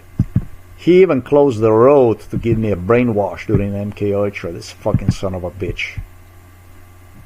It was all about making me feel like that this is my home, that this is my place. Because I express interest in this place. So, Central Intelligence Agency... Federal Bureau of Investigation were taking notes. They take notes about every fart you make, man. Every facial blink, eye blink, wherever the fuck. You have a camera in your face all the fucking time during MK Ultra. They fucking camera you, every emotion, every breath you take. I will never forget the words of Bill Clinton. If this is going to be... and then it's going to be no more, and so on and so forth, you know. I'm not saying that any of these people is a Jew, but they play on the Jewish card. And if I really wanted to look for the Jews, there are actually plenty in it. What I talked to you about the Mitzah and Jon David and the daughter Chelsea Clinton, I didn't talk to you so that I would talk about the Jews. I want you to give a feeling about what it felt during MK Ultra, what you guys scum were doing to me, how you interrogated, how you watched, how you supported. And it's not a schizophrenia, and it's not a paranoia. It's just intelligent thinking. And that's where you and I, my friends, we go different ways here. You go with your blodnia, you go with your paranoia, you go with your beliefs that you can, which in reality you never could. And I go my way to pursue the truth here. Rather than taking sides. My God, I even had a French, Emmanuel Macron, talking to me that this guy is not a Jew, that he's a French and so on. You know, finally it doesn't matter. If he's a French or he is he didn't say that he's a French, but he kind of gave me a taste that it could be a French. It doesn't matter really. What the fuck does this matter? This kind of stuff. The problem is somewhere else. The problem is in what Sean Dubois believe is going to release the book about some kind of conspiracy and this and that. The problem is that there is a couple, the stuff that you have done to yourself, scum. You started to fucking hallucinate with the pensioners, with the so-called tourists and so on from Europe. Issues pertaining to Iraq, issues pertaining to law and honor and stuff like this. About something that you have no connection to whatsoever, other than crime, genocide, and that's myself. And so I cannot afford for my dignity, for my personality to be tarnished, to be ripped apart, to be tainted like this by the scum like you are, like yourself. You understand? That's what the fuck this is all about. I don't know about this guy here, about this guy from Miami. There's some dude here from Miami. This is a state prosecutor. Nobody gives a fuck what you are, who you are. If you are a Jew or you're not a Jew, you're making all mistakes about me. You're not reading my mind. Jeff Jackson, that guy from Miami, that is just the guy who was involved in a lot of MK Ultra stuff.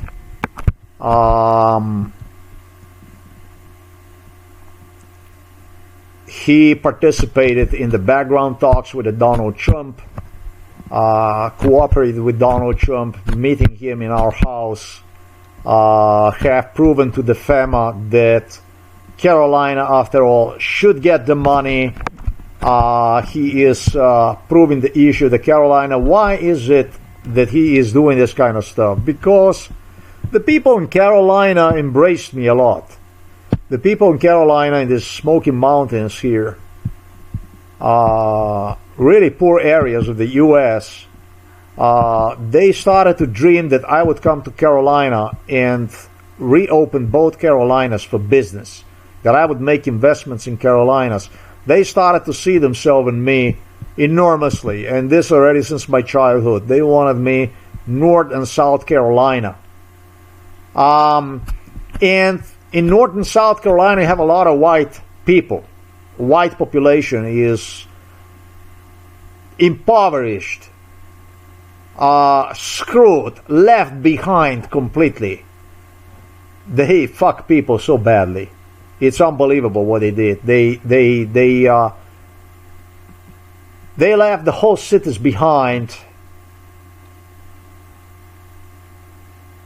The country was torn apart by, as you can see yourself, by floods. There would be floods that would tear in roads, everything in front of it. And now you have apparently that you have a good people, you have a Samaritans, and I absolutely have nothing against this guy. I'm actually glad that he's fighting for the Carolina. I just hope that he is fighting for the people, because this kind of stuff that I have seen here with John David, it was about something completely different. This kind of stuff was interpreted to me by Kash Patel as following. Let me demonstrate you this stuff. Man charged for opening fire at a building full of people enjoying their evening at a waterfront restaurant in the Brunswick County city of Southport. This happened at the American Fish Company. That's a popular bar and live music venue in the Southport Yacht Basin. The bar is closed indefinitely following the shooting. Investigators say 40-year-old Nigel Edge, you see him right there facing multiple charges, including first-degree murder, 5 counts of attempted first-degree murder, and 5 counts of assault with a deadly... Yeah, he changed the name 3 days or whatever, I don't know, before the shooting, whatever, 3 months or inflicting whatever. Serious injury. As WRL's Laura Levine reports, investigators believe this mass shooting was highly premeditated. Evil has come ashore. This is exactly the speech this funny guy, John David, would give me. The guy who presented himself as a Jew. The guy whom I preferred over all others. However, he was calming me down by saying to me that he was a Jew. So I don't know, were these people doing this for the comedy, or are they doing this for serious purposes?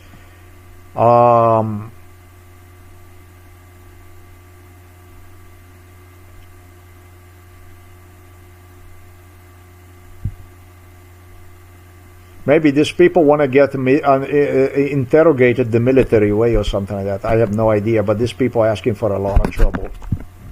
In Southport, North Carolina. A targeted attack on a safe haven. That's how... I am not happy about this, because it takes my time away from me, and it's a nasty, nasty, nasty stuff. It's extremely, extremely nasty stuff. Investigators described the tragedy to hit the... Not because I would be even intimidated by your lies or your psychiatric, I don't know how you say that when they put the dog on the on his mouth so that he doesn't bite. I'm not intimidated by. It just angers me because I have 94 years old father over there dying inside of the Home for Elderly People scum, and I'm talking to you about shit I shouldn't have nothing to do with it, and it's all because of you scum. That's a black guy right there, and that's maybe even another black guy right there. Akash Patel noticed that I'm really racially extremely judgmental during MK Ultra and prefer the white folks and so on. And what you see right here, the scene was presented to me by Kash Patel during MK Ultra on a laptop. Actually, these people already arrived to this location before, right in front of me, and Kash Patel was then also, the laptop was also demonstrating me this kind of stuff, and it was like, they arrive, it's too late, and this and that kind of stuff, stupid stuff. A small coastal community. This absolutely is an animal, this Kash Patel. But yeah, I mean, in America you like it. The way they presented to me this community here in Southport, this restaurant, and this white guy, so they're all white, aren't they? This Yon, where the hell is that?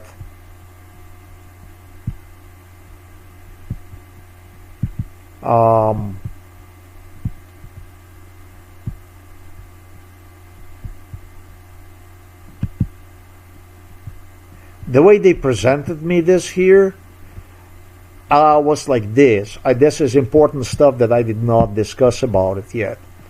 Oh, come on, man. They don't even have a single fucking picture. There is a picture right there. One picture. Okay, so they will sure enough open more pictures down below here so that you can see that's a district attorney as such. The way they presented to me this stuff is, we are not a racist society. So I'm talking about this place here in Southport. Why was it that it was so important for them to stress to me that they are not a racist society? Well, because I was a neo-Nazi. I was a racist. I was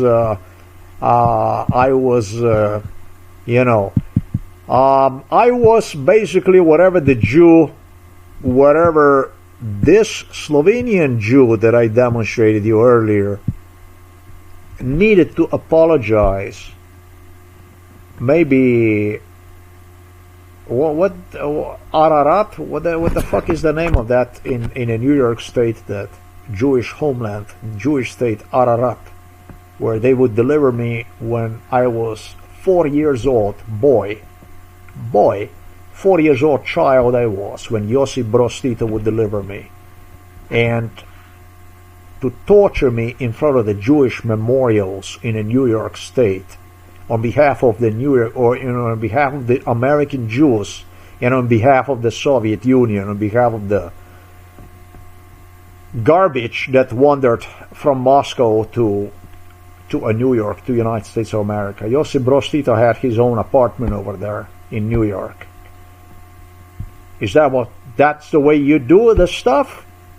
Engaging black people, Latino people, Asian people in a physical, mental, trauma-based sleep deprivation, through sleep deprivation, violence, children, babies. Is that how you fucking find the Nazis in America? Oh, okay. What's interesting about this is that now it's 2025, and it appears to me the methods are exactly the same as those that you invented. I don't know, what is it, for the sake of the liberation or the freedom?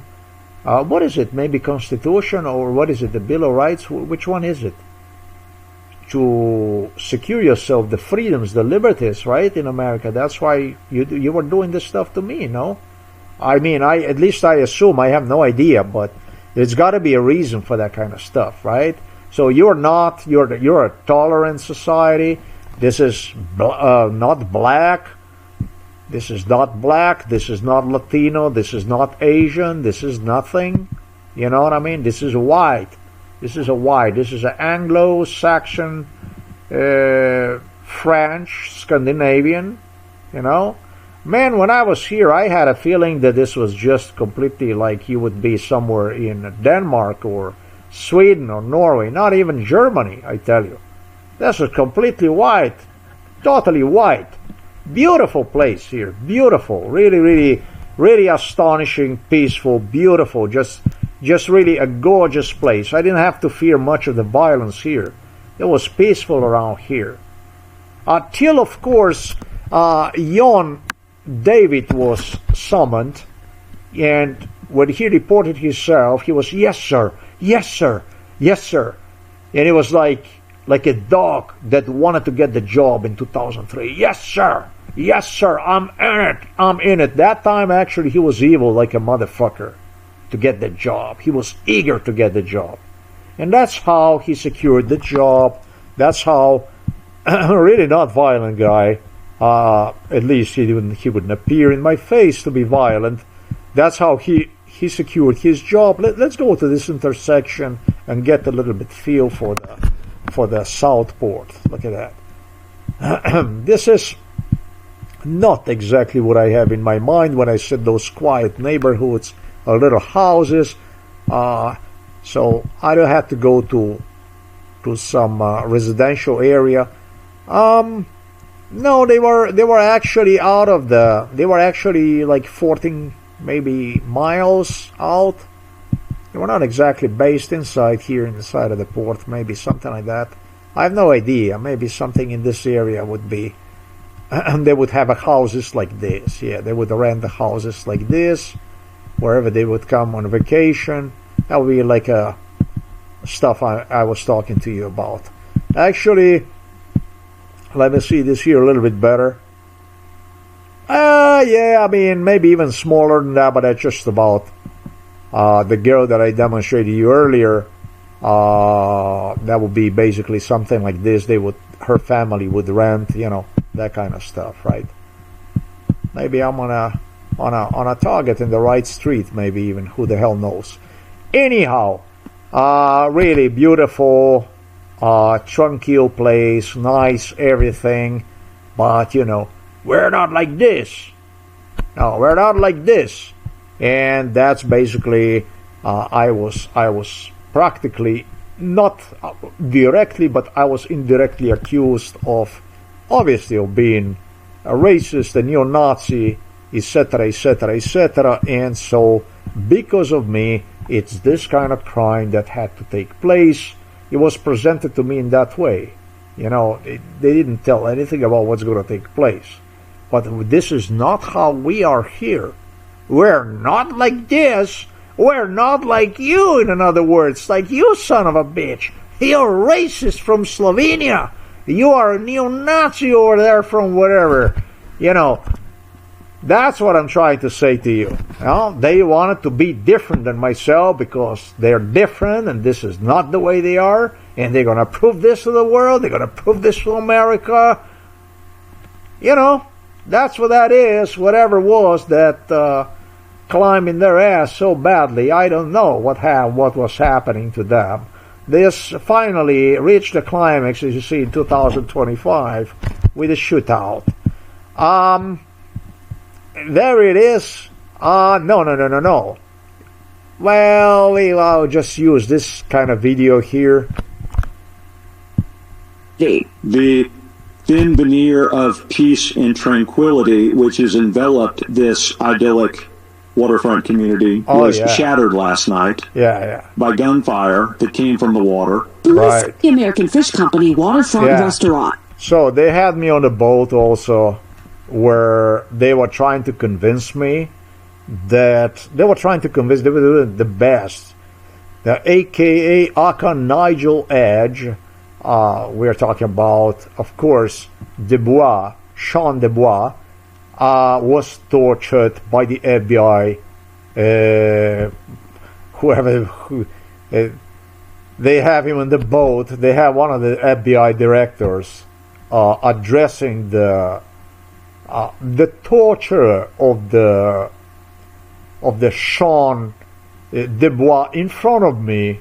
They were really theatrical, demonstrating all that. I think it was Christopher Wray making sure that I would feel like he is fucking tortured. Not to say I'm not, but so that I would say, obviously in the future, that he was subjected to MK Ultra, that he's a poor victim, that he was sacrificed by the... No. Based on his statements, based on my interactions with this guy later stage, this guy is a total criminal, extremely manipulative. He was, without worries, came up with exactly the stuff that you see here, presenting how he wanted to own also the restaurant, the company, and was mumbling something to me about how he will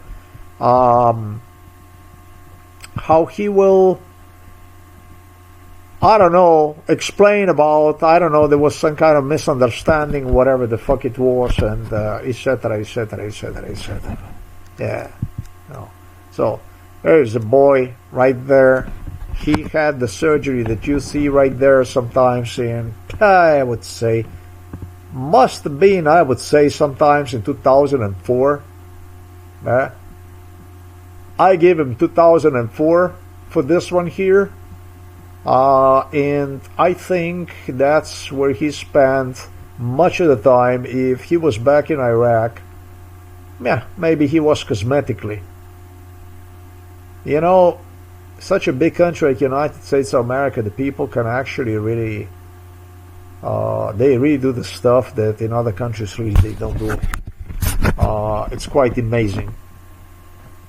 It's quite amazing. In the United States of America, I have met people that did not even work anymore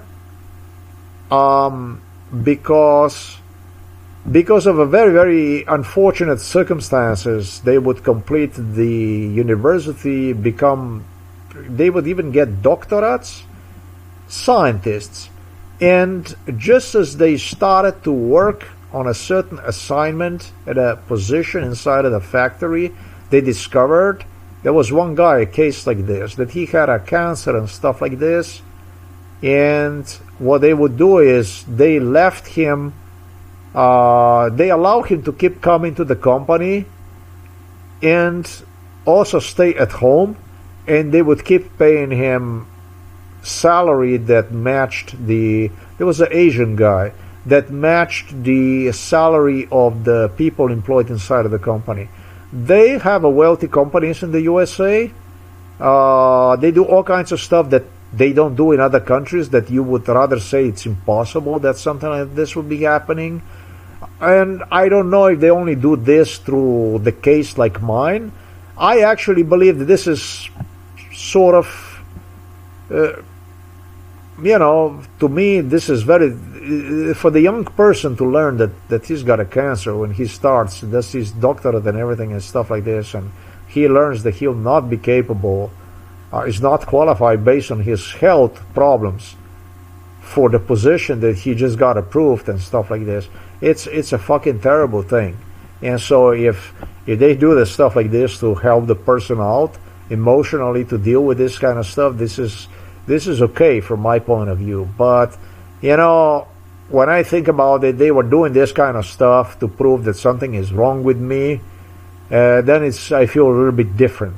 Well, the good thing about it is nothing you can prove that's wrong about me. So I'm not feeling threatened or intimidated by this issue anymore. But it was extremely intimidating issue. For a lot of time it was very, very difficult for me to deal with this maliciousness. Still, this is a category of maliciousness. I don't see this as any form of help, and I decline to ever accept this as any form of help. This is bullshit. I have 94-year-old father, just like I told you on that bridge. I need to go after, get him out of there, and do my best to rehabilitate him. Get him back to life, basically, for what you have done to him. Or maybe you feel that you have done to me, but he had to pay for it. Scum. These are my true feelings for America. You know? You screw up the entire family. I'm not going to say entire family, but, you know. That's a 94-year-old individual right there, and that's my father. I don't know how you feel about your parents, but I feel about you people, how you view these things as you appear to me to be like animals over there in America. I don't have much respect for you, really. Yeah, fuck, I was guilty for all that stuff.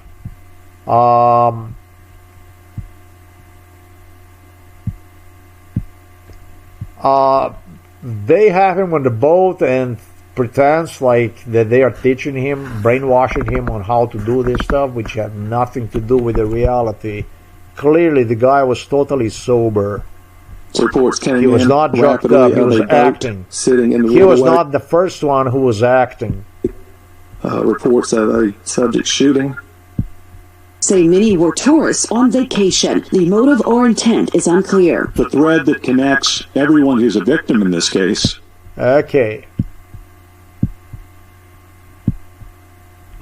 They're just fantasizing. Let's see what else here. Yeah, I thought about this guy from Miami. This guy keeps challenging me all the time. Like, if I think that he cannot help the North Carolina, wow. I don't know. Why would I think that he cannot help the North Carolina? And why do I have to be asked these questions? I mean, is it like that, you know, could this guy answer some questions in respect to this issue? What is it that he needed me for his job? What is it that he could do without getting statements out of me? I mean, because this guy is this guy here.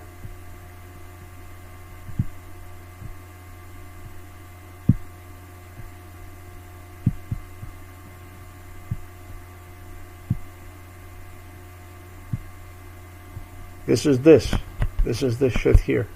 The way he was doing the stuff was like trying to get a statement from me. No, you cannot.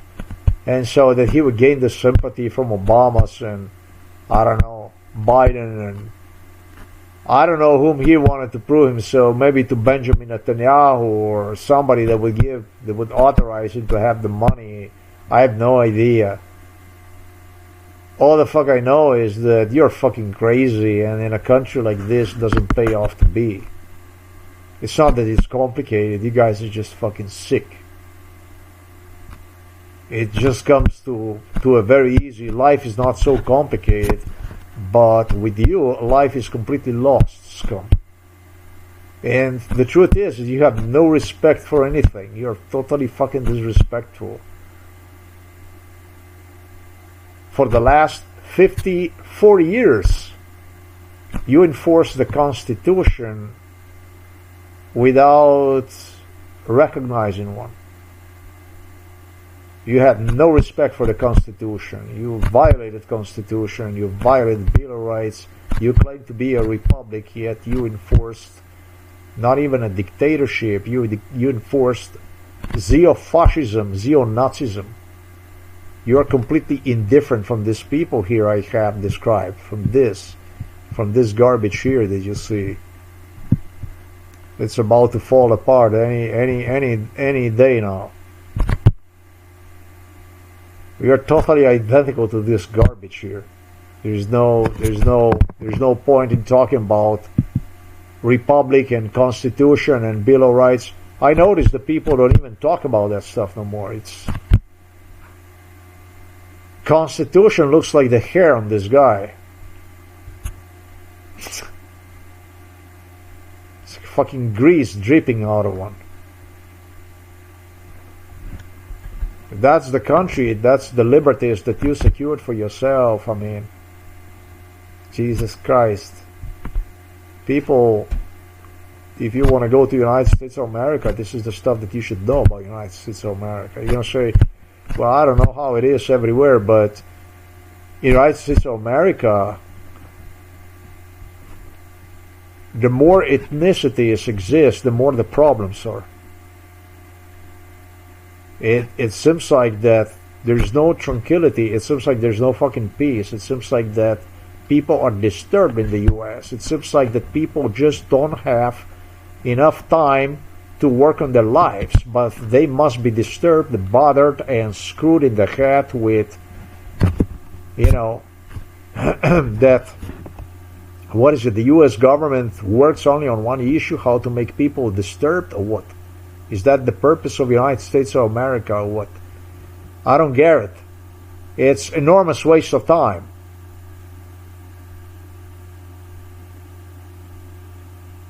I try to date Asian and I try to date Latinas, and I did date it. I dated black and Latinas and Asian, and I really wanted to marry an Asian and Latinas mulata, you know, mixed.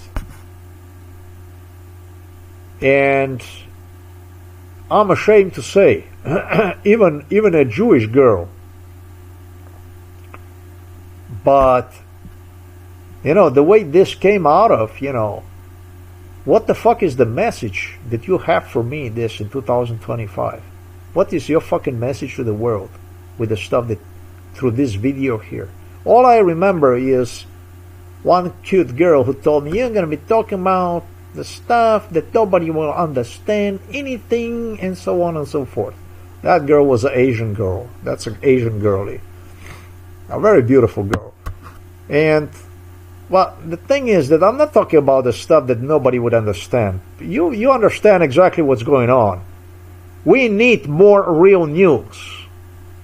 I know that if people in the United States of America are not interested in this shit, I know it's people around the world who want to know about this stuff.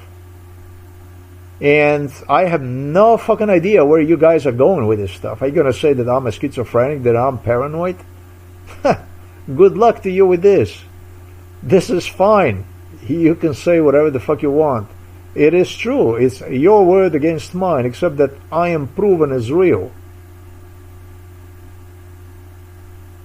That's one part. I don't care what you're going to say, what you say. I really don't care. Or you're going to say maybe that you try to help me? Really? This is a form of help like this? Me wasting time like this? It's not about wasting time. You're jeopardizing me. Something that started in almost started in Vietnam. One of the first things I did in the United States of America was I was taken to the Vietnam, and that was one of the first things. And the Vietnam war did not end so soon. Now look at this shit. I was born on December 9, 1971.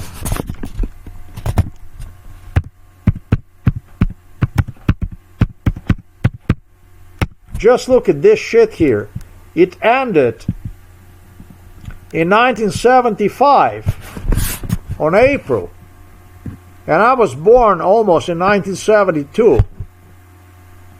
Not only I was less than 3 years of age, I was about a year and a half. Maybe I was 2 years old when I wandered into the Vietnam. And what the fuck are you guys saying?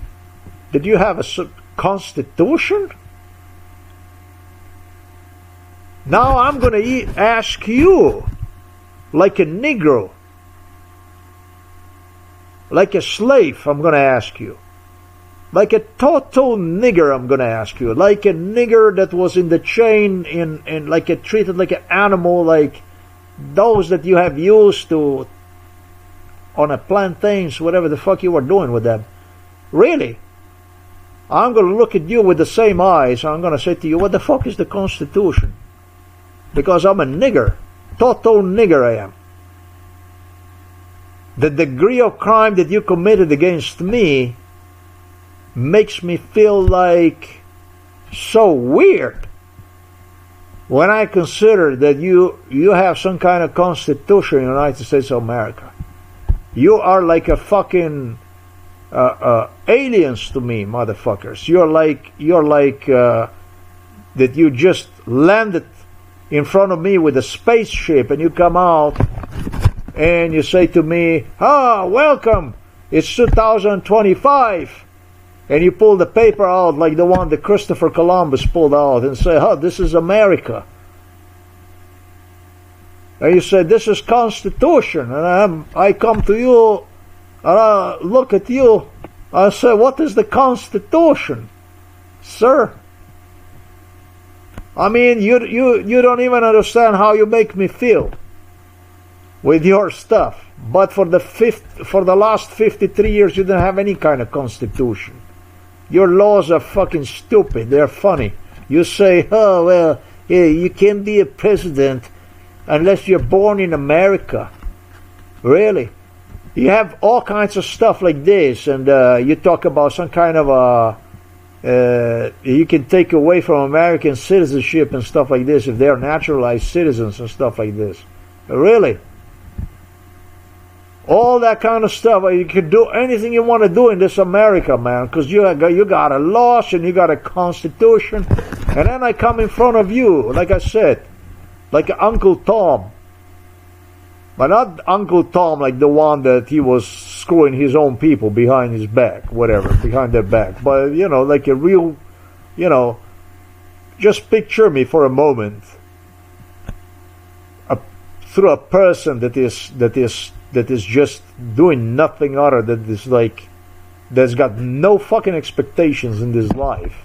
And all he does is he works like, instead of horse, he pulls the shit together for his slave owners, whatever.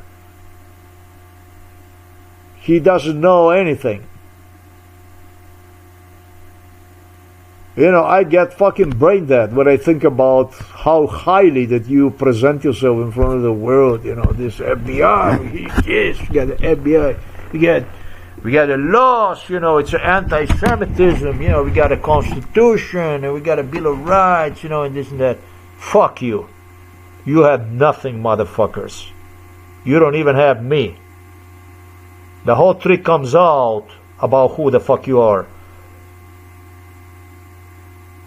Christopher Wray believed that he is a king, that the laws, he is owner of the Constitution, that he wrote the Constitution. That's what he feels like.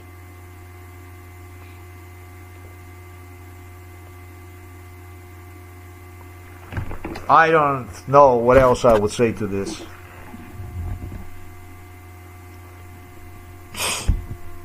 Makes me feel like I smoke a dope or some shit like this, talking about this stuff like this. This is wild. I don't know. Do you people even go into church anymore these days, or you just watch my program? Because I think also that you like bitching or something like this. That's why you come maybe here.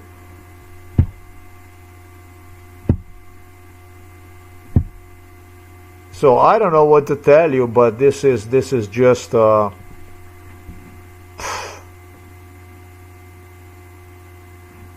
weird stuff. Truly weird stuff.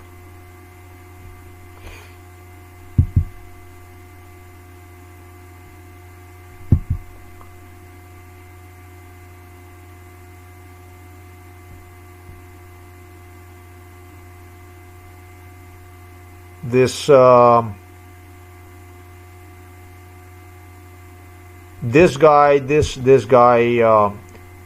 was definitely struggling with the issues. This is bizarre. This is totally bizarre.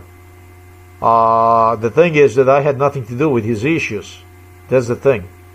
I'm not the one who went after him. And he's unstable.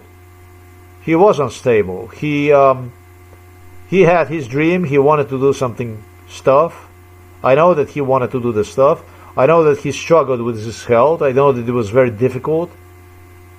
It would be maybe easier on him and on me if he would explain to me about this shit so that I would understand what the fuck goes on. Because, you know, what the fuck is this? You know, did you come to somebody and you're smiling to him, you're nice to him, and at the same time you're saying to him that you're thinking about blowing his head off when he's giving you compliments and stuff like this?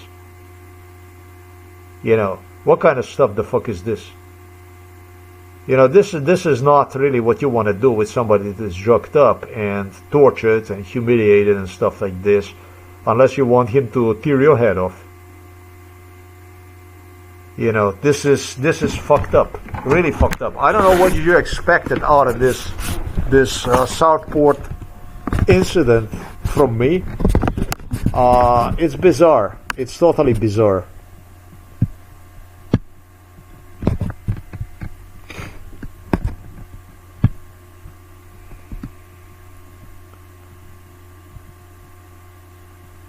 What am I supposed to say here to please you guys?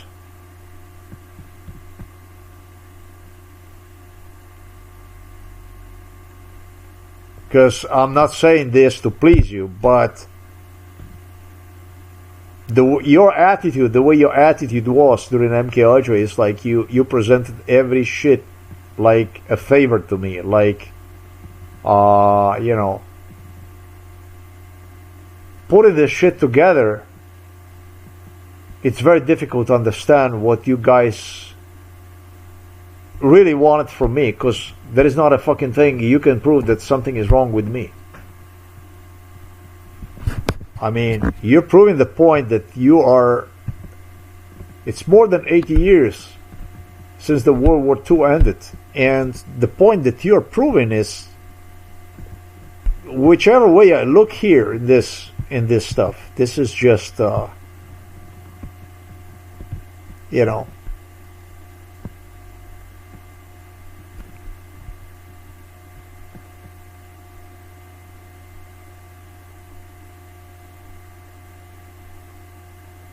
what the fuck is this? I mean, what the fuck is this? What the fuck? What is your difference? What is the difference between you and between this guy here?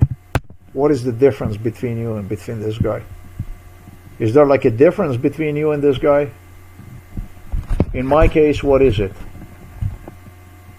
Besides that he might actually be working for you, and I really don't give a fuck about that, what is the difference between this guy and between you? I should see him in a positive way, maybe because he's working for you, and that's not necessarily anywhere even near true.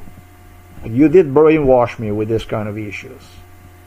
The same as you were doing other stuff to promote the Jews and stuff like this. In eyes of somebody that you have caused a lot of harm, a lot of grieving, and destroyed his life completely. You annihilated my life with the lies, with the violence. Actually, you're worse than this guy because you are so misleading, so heinous, and you are doing this to the people that support you. You should be honest with me a little earlier about this stuff.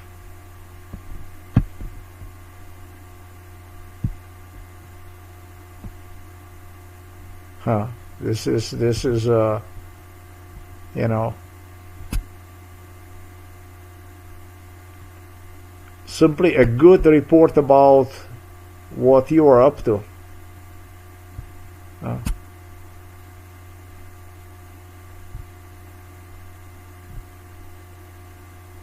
I'm trying to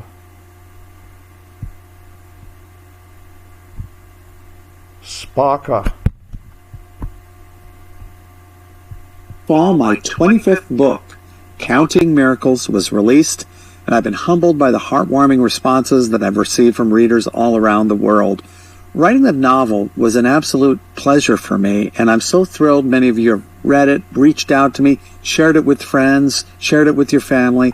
This holiday season, I want to express my gratitude to you, all my readers and fans that have continued to believe in the power of storytelling and miracles. I'm wishing you the happiest of holidays this season. Yeah. I think you're a fucking lunatic, my friend. Serious one, too. Making money with the storytelling, with the killing people, with the lies is one thing, and what I do is not a storytelling. Disturbing stuff.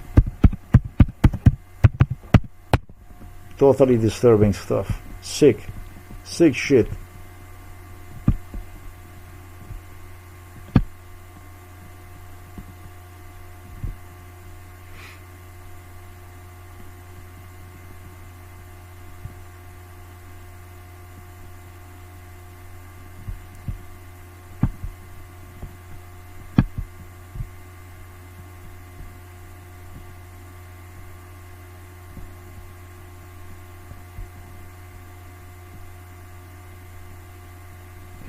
This shit here is actually very affordable for the people that want to go to the United States of America. It's actually very, very affordable.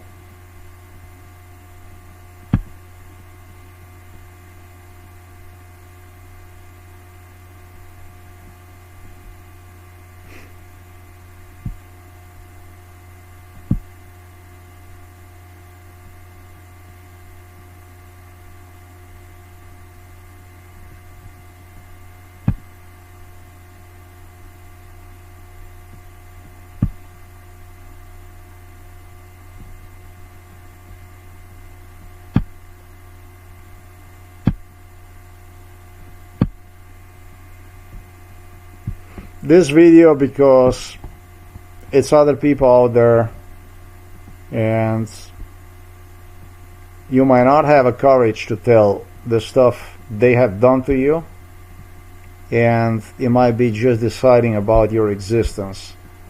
And if you are a subject of this type of torture, bestiality, molestation performed on you, lynching,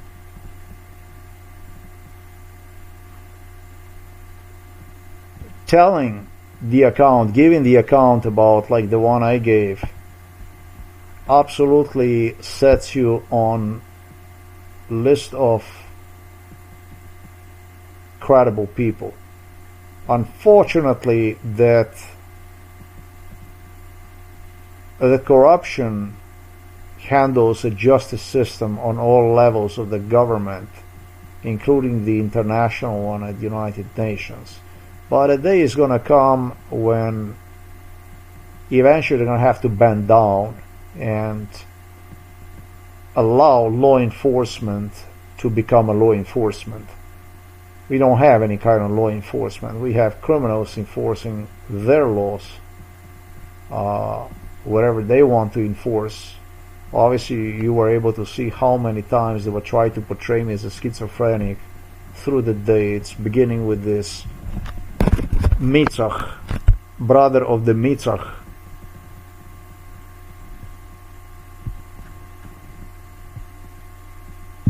Nicholas Sparks claimed that he became famous in 1993, you scumbag.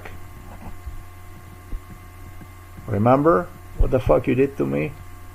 Now you understand why I don't believe about your mom and about your sister and about the fucking shit about you.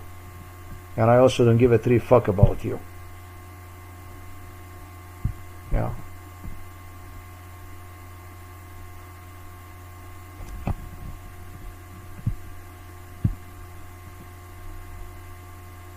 This goes to explain what the real value of American citizenship is, the truth about America.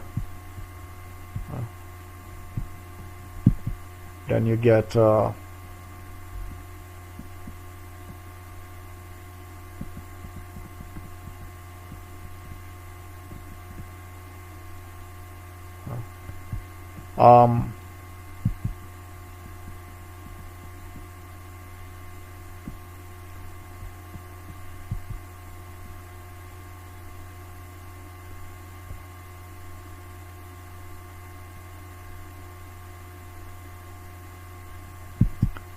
you go to the war, the shit happens. It's a bad stuff that happens, but I really do not understand. I mean, they physically recuperated him. They help him to, you know, through the brain injury and stuff that he suffered, bullets and everything. They provided for him and so on. They assisted one. The father was just everybody in the family was under the pressure because of him. The way they you know, nobody was under the pressure. This whole fucking family is a scum. The whole fucking thing is a scam and scum, man. Skunks.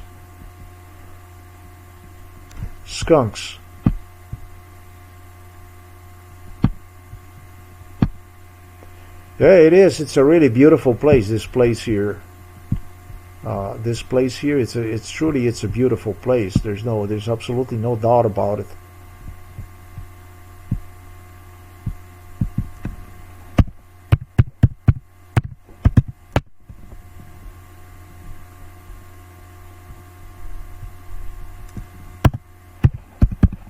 Truly a beautiful place. This place here.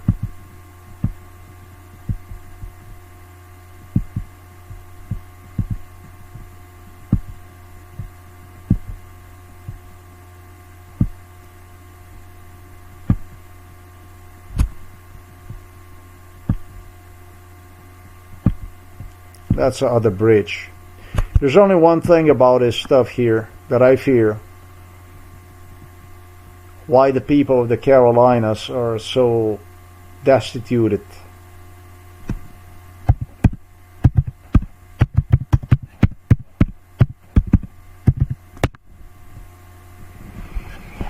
I think it's this Jew here that just doesn't want you to be alive, really. They want to squeeze the fuck out of you. They want to squeeze the fuck out of the entire world. They're waiting for you to convert into the Judaism. They don't want to convert in Americanism. That's what the fucking rat is. The one that you see in the White House, the one that you see running all over in New York, in Los Angeles, and so on. That's where your problem is. I'm not your problem. The problems that you have, you're asking for a little bit too much. You're already asking the whole world to convert into this. And that's just not going to happen. The world is a little bit bigger than America. That's going to take you a little bit more time.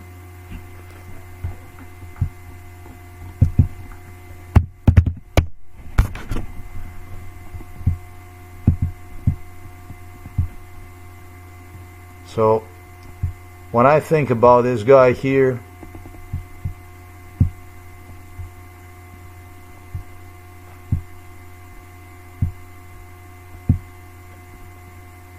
we get down to the business. I think you guys are asking for a little bit too much. It's going to take you a little bit more, a whole lot of more, to get where you want to be at.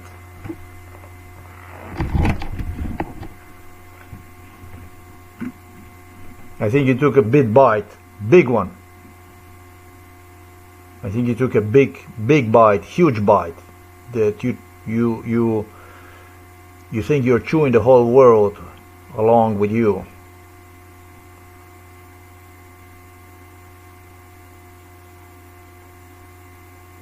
Well, let's hope that American people come to senses. Let's hope that American people start to breathe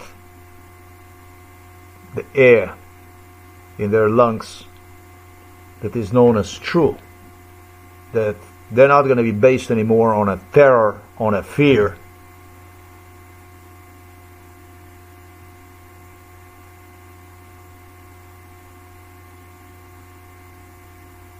But rather on the laws, like a human beings.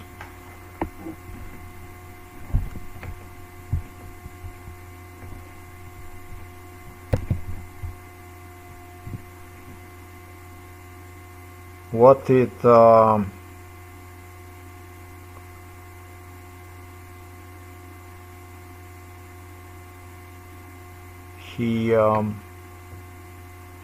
he completely lost track. This guy completely lost track of his life.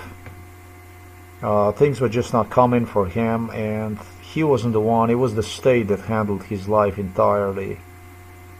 They contemplated on relocating him to another location or whatever it might have been. It's not an easy situation he is in.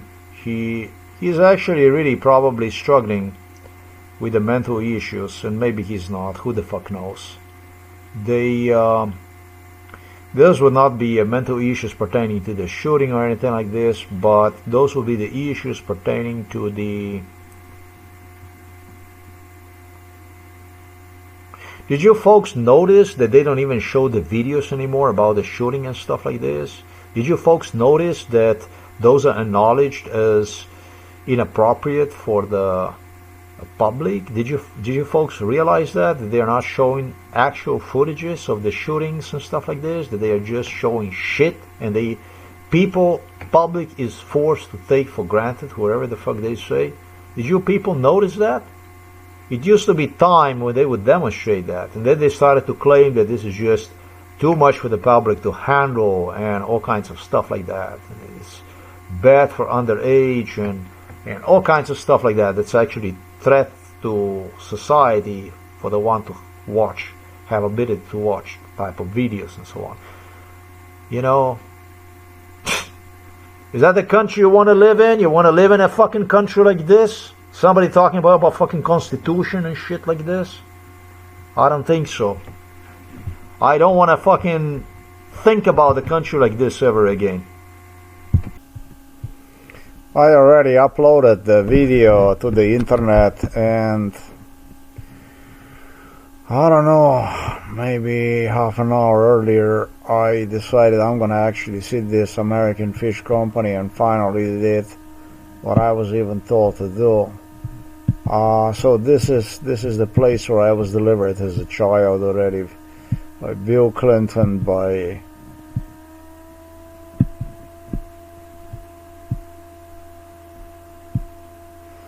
all sorts of people. All the presidents would come here, from Ronald Reagan to whatever was out there, Jimmy Carter, everything. And yes, since my childhood, this was, they would deliver here,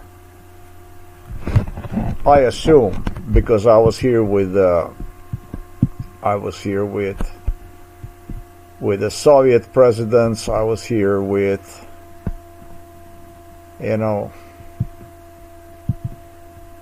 I don't like to refer to this garbage as leaders from the Eastern Europe. They would deliver special guests here, and the one who would get to eat inside of the restaurant also would be myself.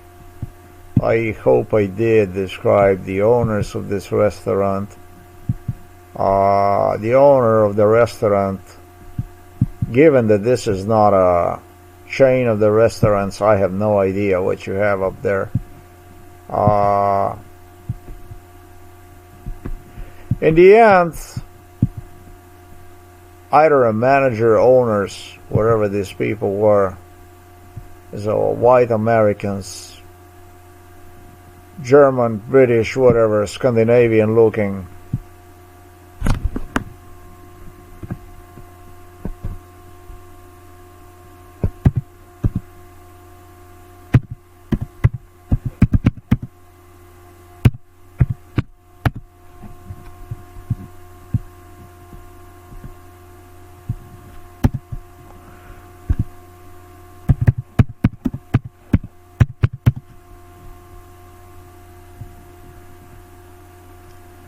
it wouldn't be exactly like this.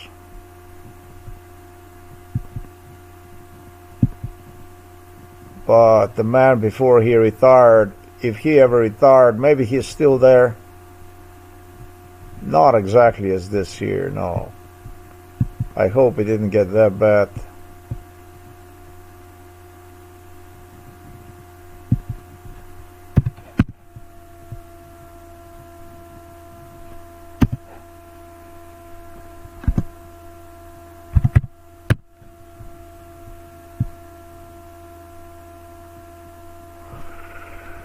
I would say it was about 190 centimeters tall. This man had a beard, but the beard did not look something like this, I would say. 190 centimeters tall, I would say. But not the beard like this, but the beard was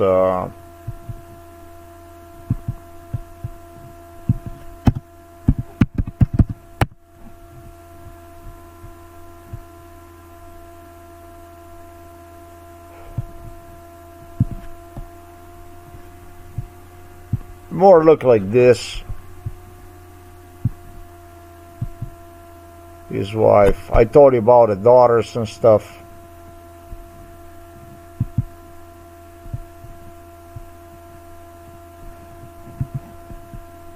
What's that place? More like this. Beard.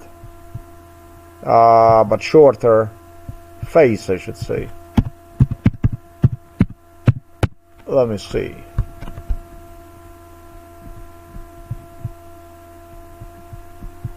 More face like this, also with glasses. This is the old owner. About 190 centimeters tall, I would say. Or I don't know, maybe 185, 190 centimeters tall. I think it was quite tall, this guy.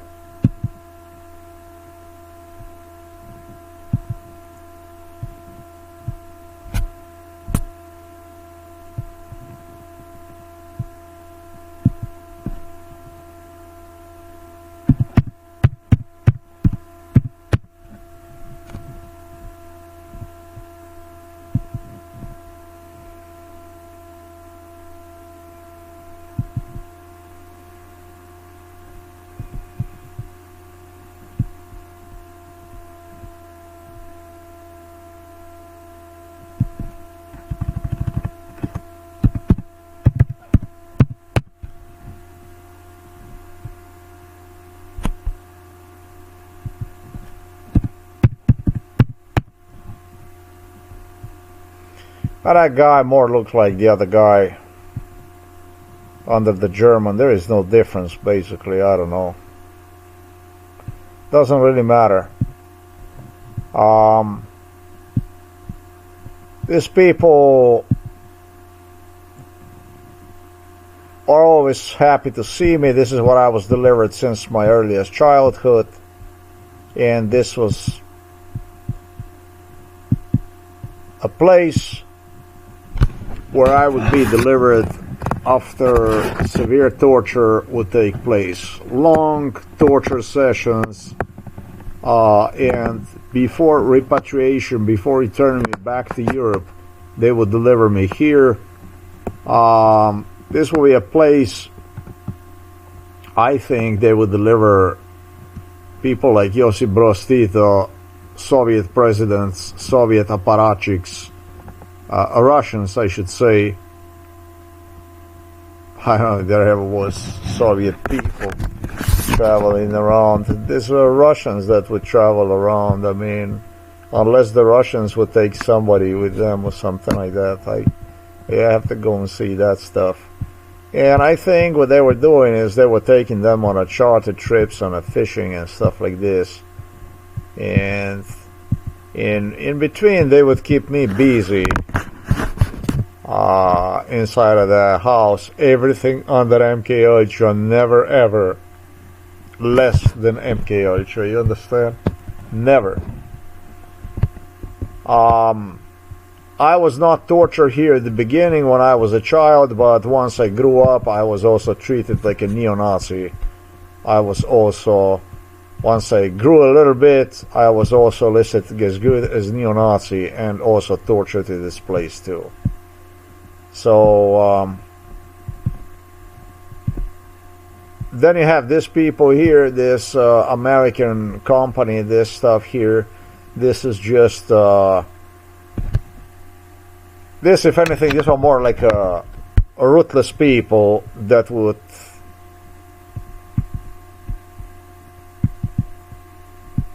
chop you and throw you into the sea if they needed to. They would fucking kill you for their special guests from the Russia, from the Serbia, from Slovenia, Slovensky, Dolary, Slovenci, dollars, American capitalism. Good thing about this place was that I get some food if I got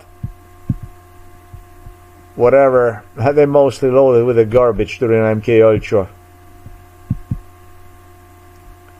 So I don't actually recall what exactly I got here, if at least it was a fish or whatever. It was good food. When I was a child and stuff, this was a good food. But this was a torture session also. This was also a torture session with the death threats.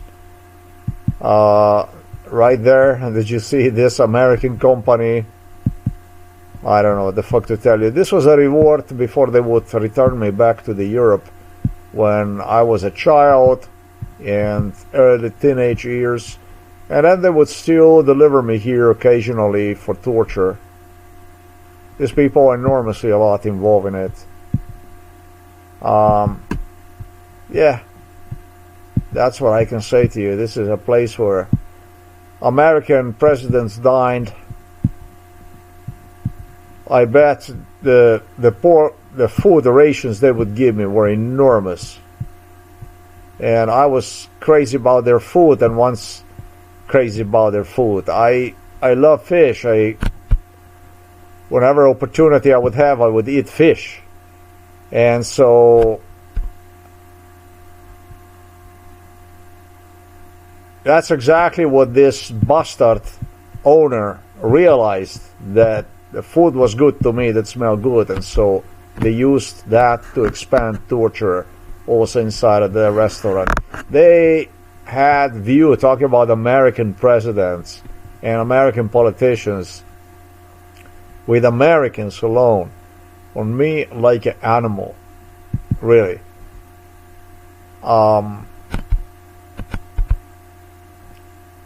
You don't even treat animals like this. But this is a normal thing. This is United States of America, and you know, these are how can I say? These are Dutch, British, German people, Scandinavian people, and that's a normal thing. It's in their culture. It's like this. It's a normal thing. This is the way it is. It's nothing unusual about this stuff, you know. And by the way, no, they're not racists. Just so that you know that they are not racists.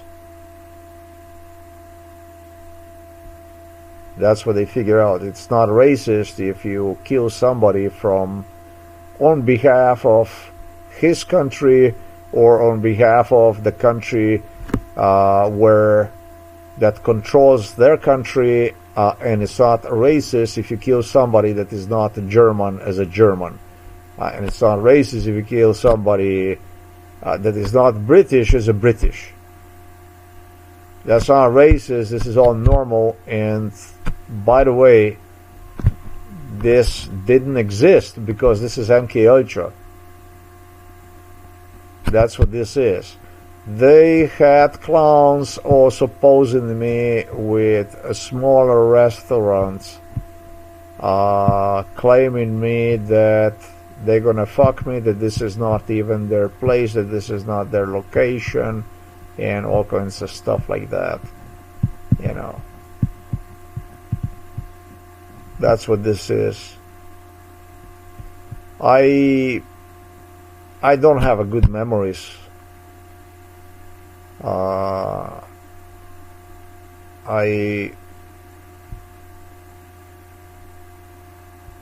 I didn't want to, instantly didn't want to even come here to see this.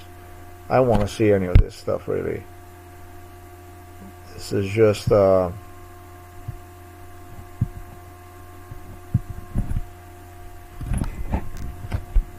they made me actually believe that this is a special place where the people love me and stuff like this, and whatever it was, stuff like this, whatever it was, they always went on to demonstrate a different picture afterwards, you know.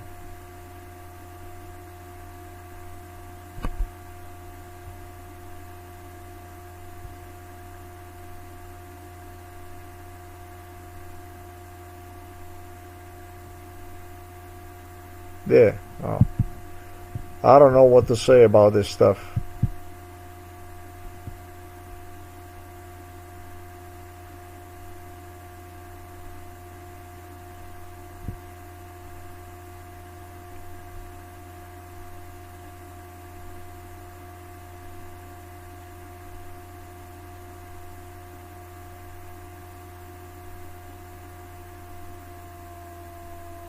A really good food, really good food at this restaurant, but they're hungry like mosquitoes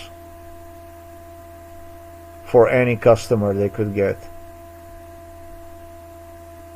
A really good food, but hungry like mosquitoes for any customer they would get. And the friendship, it soon became evident. This was just getting these special people in it and collect the money, basically. This was all MK Ultra, this entire neighborhood, everything probably. I didn't even go through to see about this stuff here.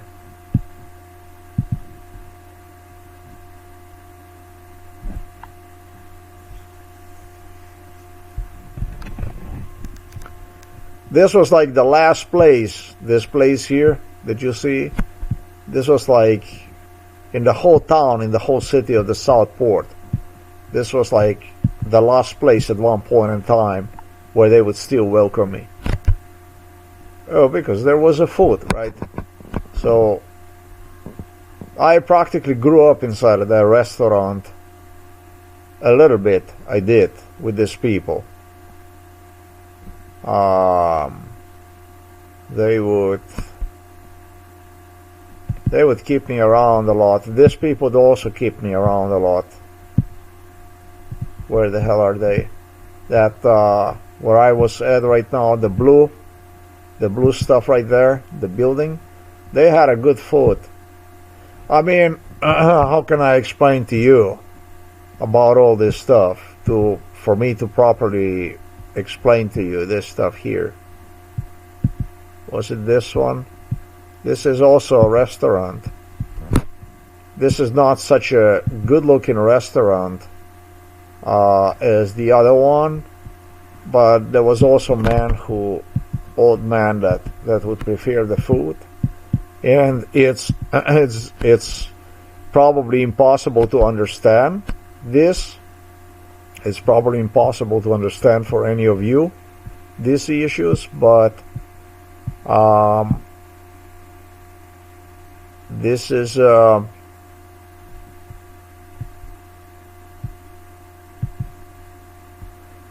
where I am right here, and this is the river. I grew up on this river here.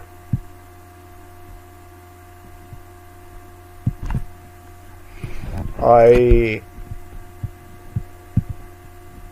ate a lot of fish from this river. I didn't even want to eat any other meat other than fish. My father was a fishing harvestry technician. He got his school in Belgrade, in Serbia, where he traveled from this house here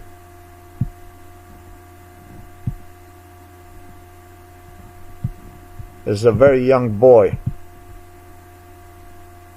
maybe 14 years of age he was, maybe less, he traveled to the Serbia to get, sorry, this is the wrong house, this one here, this little house here. It's not such a little house at all. This was where he traveled from to Belgrade, and where he started to fish also on a Danube River in a Belgrade.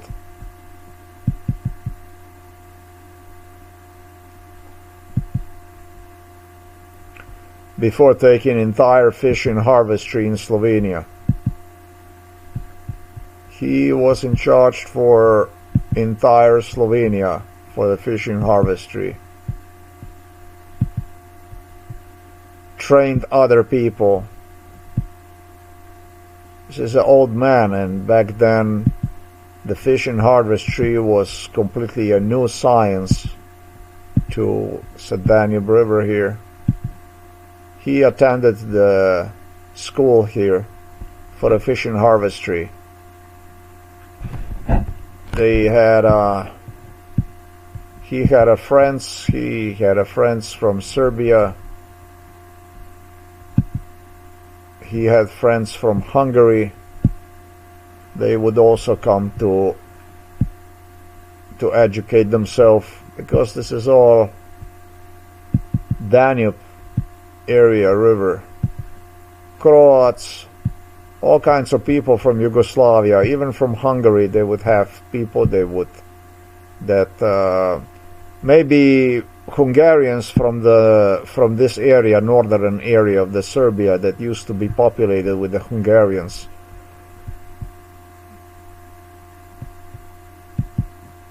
Because it borders with the Belgrade, that area. He had friends from everywhere, from Macedonia, whatever. They would come to educate themselves here in Belgrade. This academy school for fishing harvestry before returning back to Slovenia. He worked.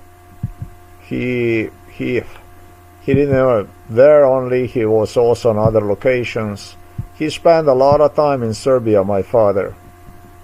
After his fishing harvestry school and stuff, it was a time for the military service, and that's why he spent more time in the military throughout the Serbia and so on and so forth, man. This guy, he lived some time in Serbia, actually. A good portion of life he spent in Serbia before returning back to Slovenia, and that's where he would do a fishing harvestry on all these rivers, lakes, train other people on how to do it, build projects, demonstrate, build all kinds of projects, harvestry, fishing projects, lakes, ponds, lakes down in Serbia, in Yugoslavia, and so on. This was his life before settling for the company here that opened here in Novo Mesto and was using me to propel itself at the top of the global pharmaceutical manufacturing demand. Is known as a Krka Pharmaceutical, and that's a Krka Pharmaceutical. And then you have a father here practically being in charge for the construction of the and maintenance of the, what is this, sewage, čistilne naprave.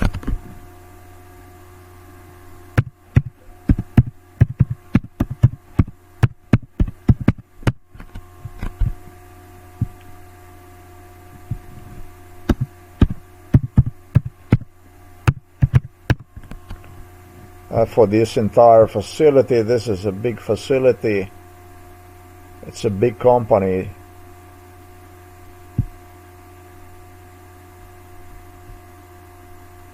wastewater treatment management. I'm sorry, I am stupid today. I only got 4 hours of sleep again. And I want to finish this. For this monster, he worked as a chemical technician inside Kirka Pharmaceutical Company, and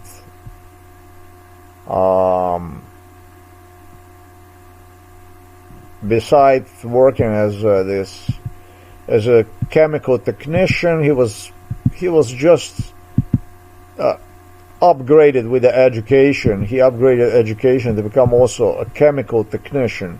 He was also taking care of this wastewater management monster, which is located right here in the back. He was making sure that a Kirka river would get what otherwise this river never would get. This river was polluted, heavily polluted, and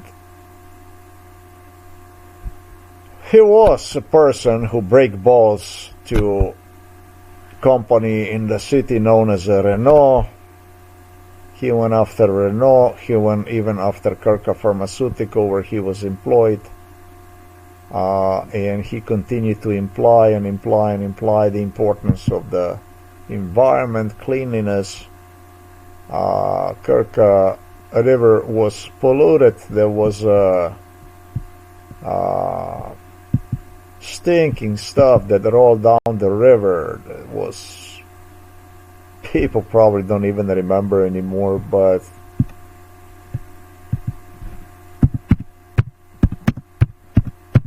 it was this type of fermentation, garbage, sewage, controlled the water quality also for the city as much as he could. Nobody had a guts to say anything about this piss and sewage that rolled inside of the Kirka River without providing a river with the proper waste management. Had people and death threatening him and all kinds of stuff, stupid shit. I was tortured in the name of the cleanliness of the river for the state funds and all kinds of stuff like this. Disgusting. Truly, truly disgusting stuff. This is a Renault company right here that you see where they make Renault cars. And in the end, it's age 23, I left Slovenia. I couldn't even afford myself a fishing license anymore when I was like 21, 22, because of the prices. Not because of the prices, but because of the work job employment situation. They simply listed me on a forced unemployment, and then I still have access to eat fish when in the US until I don't know how old the hell I was, 36 years old, 35 years old, when I returned back from the USA after 11 and a half years. I was about maybe 35, 36. Based on forced unemployment in the US, I returned back to Europe, and I didn't eat any kind of fish almost from Kirka River, despite buying 2 fishing licenses. License for which I paid 250 euros was simply ripped away from me by the psychiatrists, which came, that was in 2008, made me run for life out of Slovenia, threatening they're gonna hospitalize me because I cannot find the job. And I did apply for jobs. I was searching for the jobs. I was complaining to the state about job situation, about what was done with me. I submitted complaints to European Court for Human Rights, to European Commission, to these people in Europe, the European Court for Human, I don't know whom, the United Nations, called a traitor at one of the job interviews in Chantierney, and I know a few days later almost killed through assassination attempt in 2007, which took place in the city of the Trebne.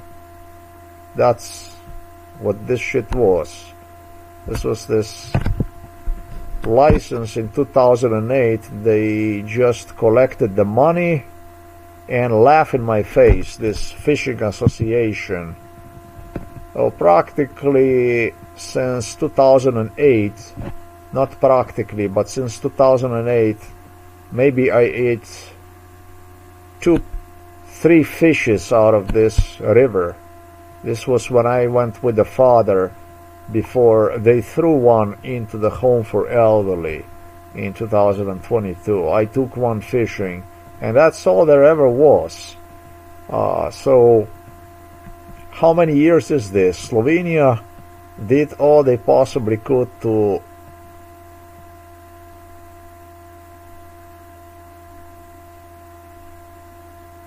deprive me of something that they knew that I love so much, fishing and eating fish, since 2008. It was a part of the genocide extermination procedure, with my mother keeping the fridge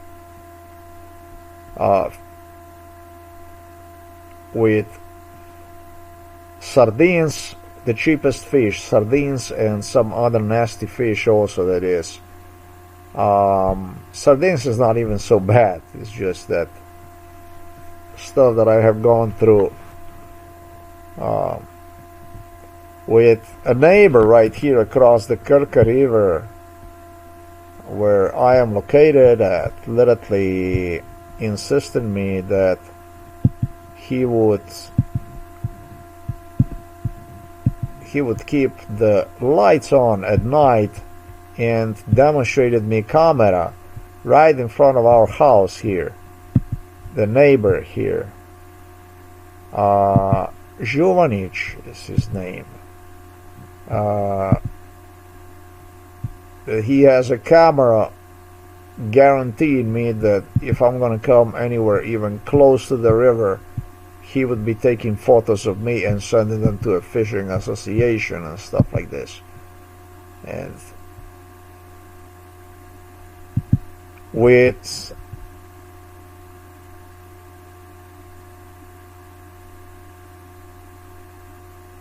catching me without a fishing license right in this area here, it's called Teška Voda here, for going with my father fishing,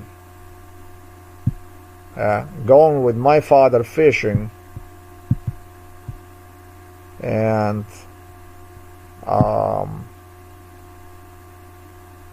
keeping the fishing rod inside of the car,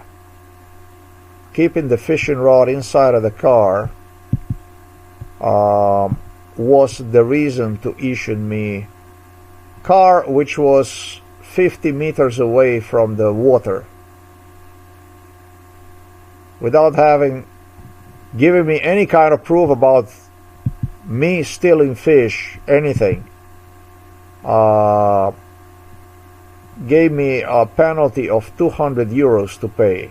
Father was the one who was fishing. I was not even fishing. I had a fishing pole inside of the car, and that was a fishing pole on which there was no bait whatsoever even tied. So when the fishing guy came, the warden came,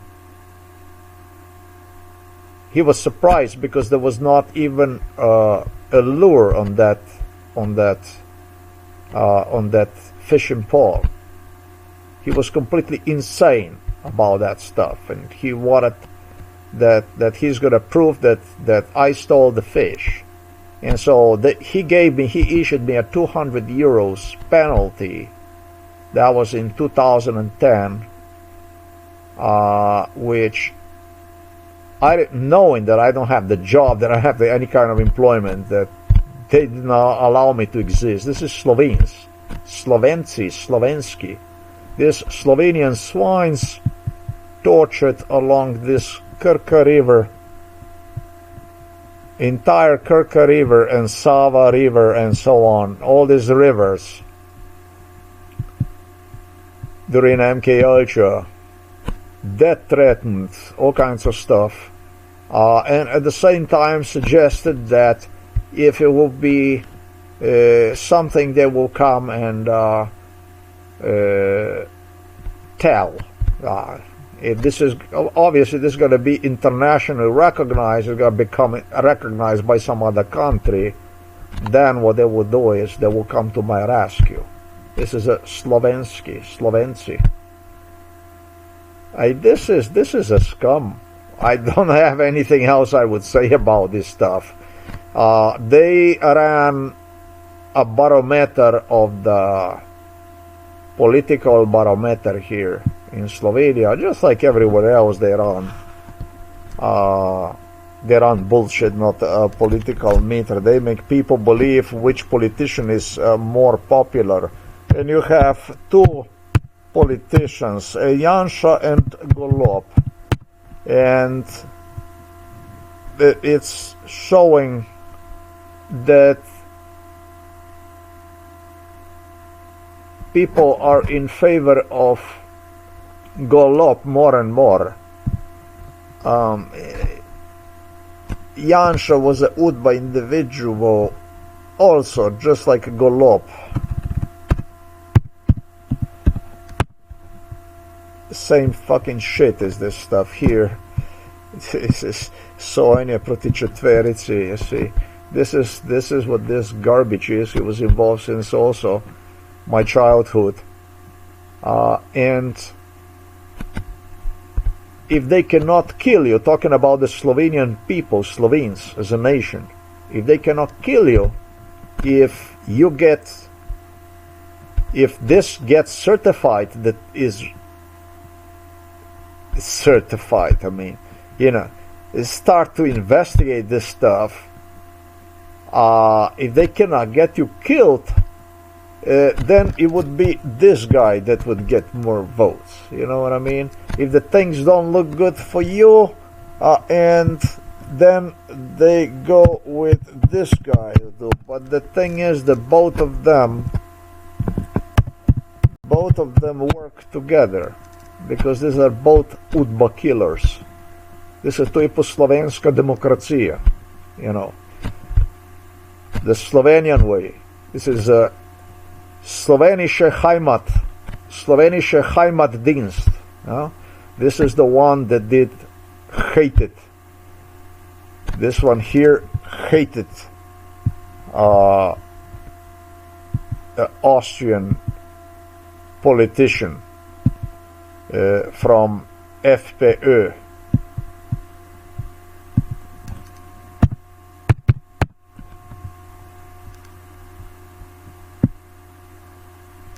Freiheitliche für Österreich. Freiheitliche Partei für Österreich. Freedom Party of Austria. And its leader was Jörg Haider, lawyer and a governor from Carinthia, where there is a Slovenian minority. Hated one to death, together with the Milan Kučan. They wanted him dead. And what happened was, he swore in my face that he's gonna kill me, like a Hitler. He swore in my face. Yeah, they compared this guy to Hitler, to Nazis, and that kind of stuff they did. This guy was killed eventually by the car. That's what they claim. But it could be well that he immigrated to Berlin. I don't know. Register his political party in Slovenia also as a freedom movement, the same as the Freedom Party of Austria, and insisted will get me killed under totally Gestapo German, based on World War II circumstances, by completely eliminating normal food from my having access to normal food. So they run this operation, zero allowed to go to the store, mother addressing me as a swine, as a pig, as an animal. If there is by a mistake food, decent food on the table, only watching yourself what you eat, that kind of stuff. That's what they do, with no right to any health examination. Now they actually sent what they're going to be doing, some kind of a free examinations here in the city of the Novo Mesto, which is something they were doing all along during MKUltra. They were using some kind of a body heat evaluation. With the heat, they see where your body is hot, and that's where you have problems in the body, that kind of stuff. And then they did this stuff because the guy who was involved in this, a physician, a doctor that does this at a local fire rescue station. You know, I don't have a good taste in my mouth when I consider Slovenian police and the fire rescue and all this, and hospital. You know, I don't know. I was at the hospital and everything was perfect. I was healthy, etc., etc. That's what they claim. The same like in Poland for the spine, and so everything is what they claim is perfect. So it doesn't matter if your spine is broken or whatever it is, everything perfect. So yeah, well, that's what this is. This is what this is a diarrhea that they went on to promote with, at the end, with their Slovenian friends. I thought that I would explain what fish is to me. I grew up fishing, eating fish, and luckily for me, my parents provided me with a lot of fish, as I would. Serbs demanded to teach me to eat bread and all kinds of garbage like this, dough, which was the main food they were feeding me with during MKUltra. Many were feeding me with pizza and cevapcici, like this, cevapi, this kind of cevapcici, that what they would do is they would put so much salt in it that would make fucking hole inside of your kidneys that I couldn't even eat. That was more jedko. It was sharper than you would fucking take, I don't know, that you would drink a fucking vinegar or something, pure vinegar or something like that. That you fucking vomit completely out food and stuff like this, if you ever got with this director here from the Novo Mesto police station. This one was truly amazing. His name is Igor Juršić. Giving me his specialty, cheese. What they would do with the police, the way they would feed me inside of our house would be with the cheese, hot pan, like this. This was their specialty. They let the cheese fry on the pan, and then what they would do is they would throw a bread, and they would throw a few slices of the tomato, and that was a pizza, they said. Now you eat pizza. This was Igor Juršić and police officers, neighbors. This was a specialty, the Slovenian, to je slovenska specialiteta.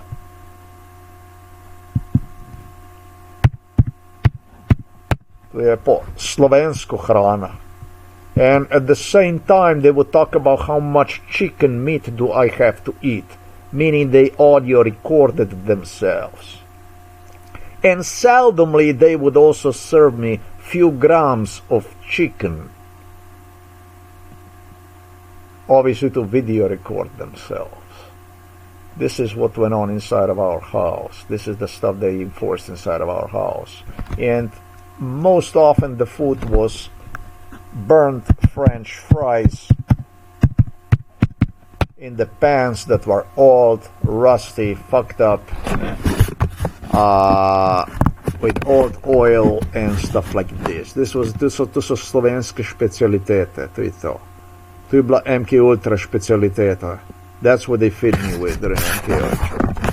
And I did spoke to you about the ingredients, about the stuff, how they swore, and even got Bill Gates on a board of this stuff. How they gonna malnutrition me because of my being a neo-Nazi against African people, against the black people. As a child, I wanted to kill all the black people in Africa. Yes, this is slovensko. To so Slovenci, to so slovenske duše. Gestapovske kurba dušmani hudičovi, zlu hudičovu. The people who ran this case in Slovenia are the people who committed this here. These are the grandchildren of those who committed this here. They killed, I don't know, I think they killed 120,000 people in Slovenia.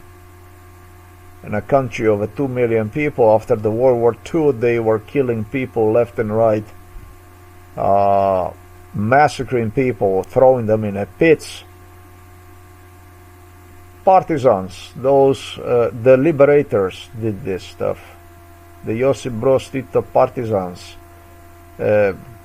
Needless to say that I am coming from the family on which both sides are partisans and actually highly decorated. So we could say they took on one of their own in this case. It was not a mistake. Josip Broz Tito was a pedophile, a heavy one, and he was also a severely sick individual. It was not a mistake. There was no mistakes here. He was sick in his head, and seen by the people what he was doing, and it became difficult for him, for his great reputation that he had, and so he just wanted to kill me. That's all there is. That's why all that psychiatric hospitals, torture, and all that kind of stuff that went on. Now, he did not originally plan on this truth coming out. So that's what this is. The least torture that was done in the Southport was at this restaurant, which I demonstrated you. This is where the least torture was done. That is true, but the torture went on also there. With a restaurant owner literally threatening me, claiming me that it will be nothing if I will not see myself in them, with Bill Clinton, Joe Biden threatening me that they will see what I will say for this restaurant people here. I told you exactly the way it was, this stuff. I give you exactly the ABC of what went on here. I couldn't give you better than ABC than what I gave you. That's exactly the way it was. That's it.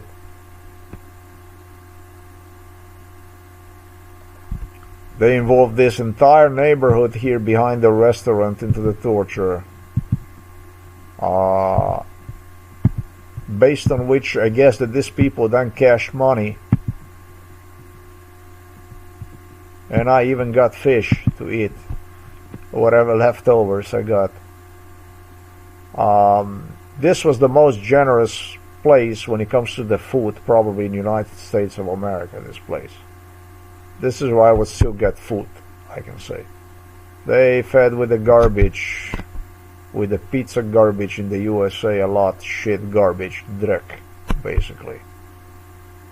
They were working firmly toward UNICEF Africa program of demonstrating the well what happen if you malnutritioned and how the stress can kill and that kind of stuff. United Nations, that is correct, but not United Nations, but America through United Nations. See nothing, hear nothing, know nothing. That's what this is. This is MK Ultra. That's what they worked on. That's what they wanted to. And at the same time, they demanded from me to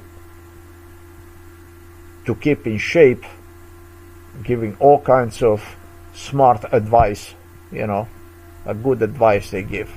A lot of American good advice.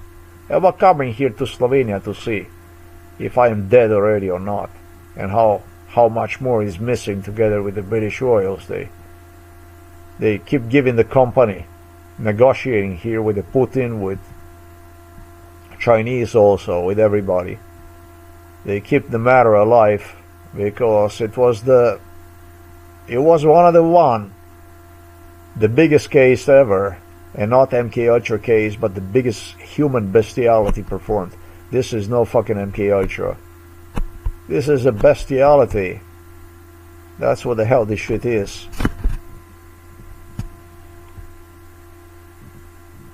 I don't know what else I would say to you. What kind of American the fuck are you?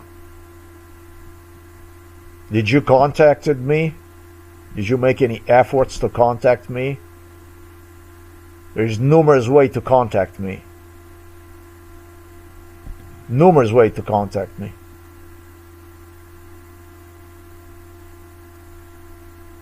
If you take ship, you can sail on the other side of the ocean. If you take plane, you can fly on the other side of the ocean.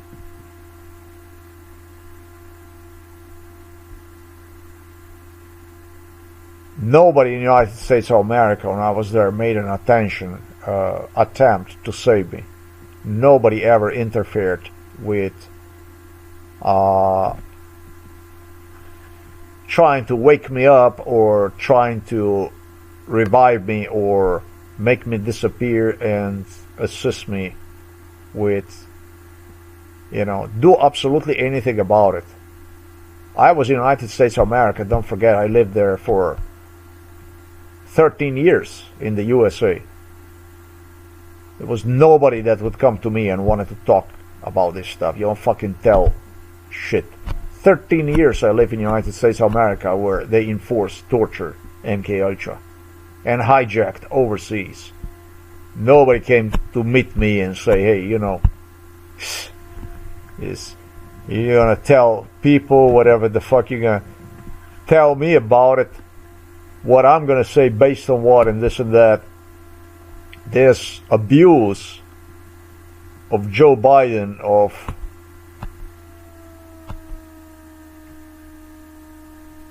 Bill Clinton didn't stop here. They wanted to make sure that I wouldn't even come to the United States of America anymore. They're gonna say it's gonna be based on what you're gonna say about us.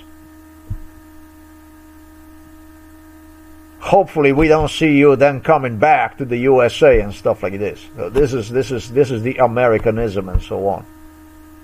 About our food and this and that and so on. Yeah.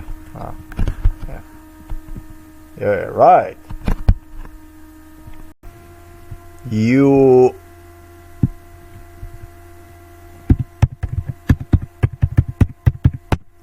not even American, man. There's nothing American about you. You privatized Constitution, FBI, CIA, There's nothing American about you. Who the fuck are you to tell anybody anything about? I paid for American immigration. I paid for the papers. Who the fuck are you? Who the fuck are you, man? Who the fuck are you to tell anybody about who's got a right to eat what and visit the United States of America, which citizen I became in 2000? And he goes the same thing for Joe Biden.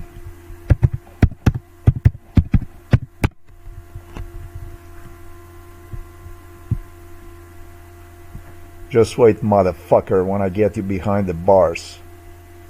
And when we meet behind the bars. And when I demonstrate you, actually when you demonstrate me what MKUltra is. When you tell what MKUltra is based on your own experience, motherfucker.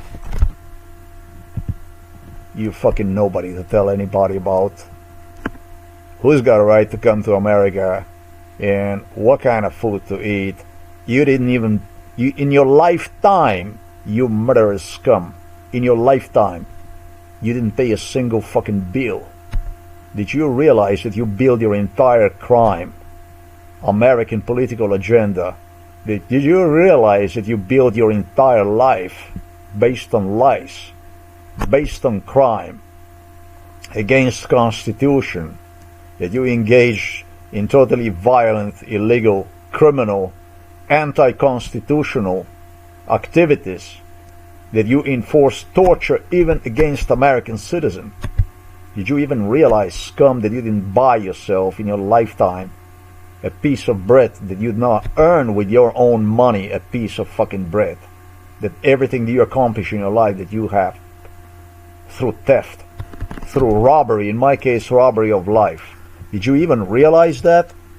You go and you talk to somebody about what kind of food he's going to eat and this and that and so on and this. You're fucking nobody to tell anybody about anything, who's got a right, what kind of rights and so on. Hey, you fucking scum. That fucking restaurant, I'll fucking close one down and put that owner inside of the... behind the bars, if he's still alive. Scum. The United States of America is part of the troubled world. The United States of America is part of the world which colonized the rest of the world for centuries, robbed, plundered.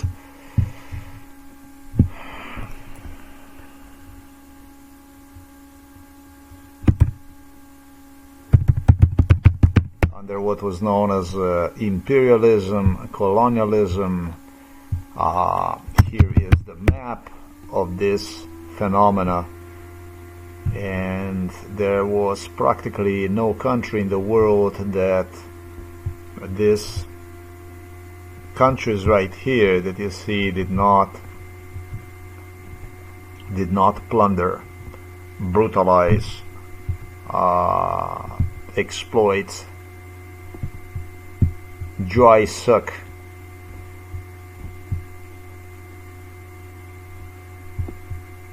And that's a big, big, big map. It was not my intention to go so damn big with this, but there you can see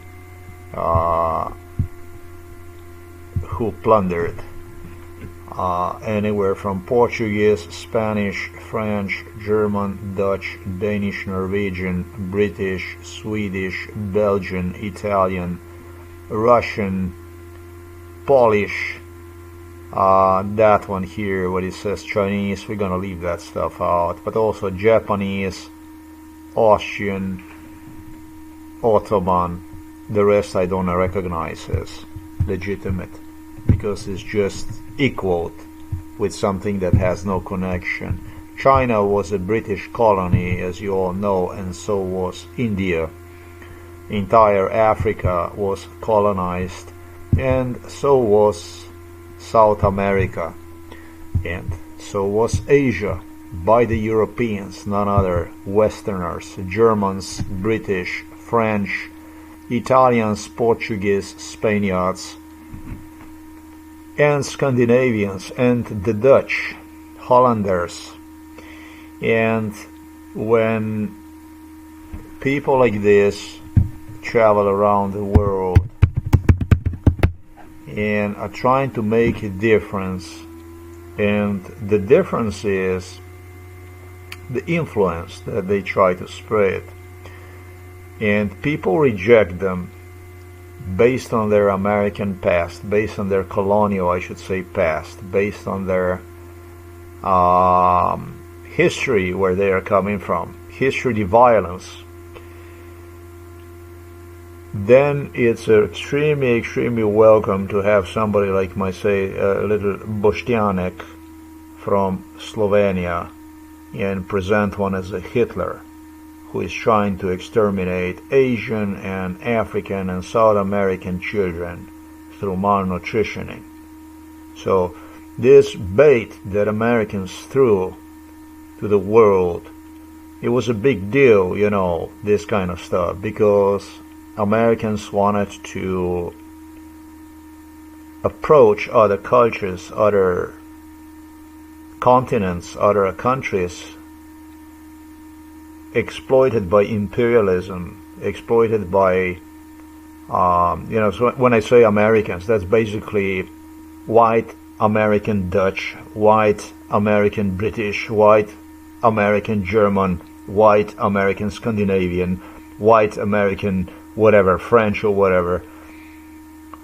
They did whatever they possibly could out of me to sell their products, their idea, I should say, to the parts of the world which they plundered for centuries. These people killed not in the millions, but these people exterminated the planet for centuries. And so a Boštjanek like myself was a really, really welcome treat. Way better treat than that restaurant for me was in Southport, North Carolina. I made a mistake. I have not taken a date and time today. Let's take a date and time. That's how you take date and time these days. That's all you gotta do. You just go here and you get exactly what is known as a date and time right here. In a times like this is exactly what you do. This is what exactly Americans advocated and they advocate. That's exactly what this is all about. That's how you take date and time the proper way. Americans don't have to worry about my reputation. I'll deal with my reputation. No need to worry about that. I'll worry about that one. That's during the last 4 hours. That's how you take a date and time. That's how you do that. Okay? That's how you take date and time.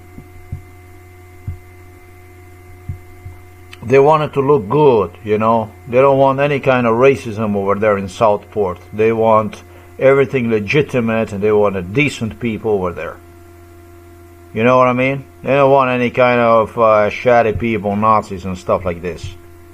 This is in the last hour. There you go. Isn't it pretty? There you go.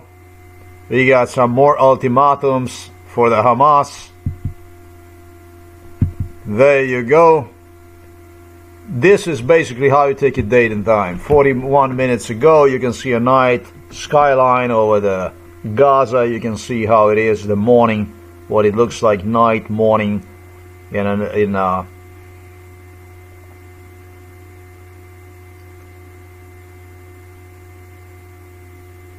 the light of Jewish Israeli firework above Gaza. That's a Gaza skyline. That's how you take a date and time. This is in the days like this is how you pay back. This is how you remind the world about who is what is. No worries, Americans. You don't have to worry about me. No worries. I'm not gonna see myself in you no more. Now you're all your own. Now it's all yours. Now it's you and I, but never again you and I. You don't need to worry about it. That's how you do the date and time.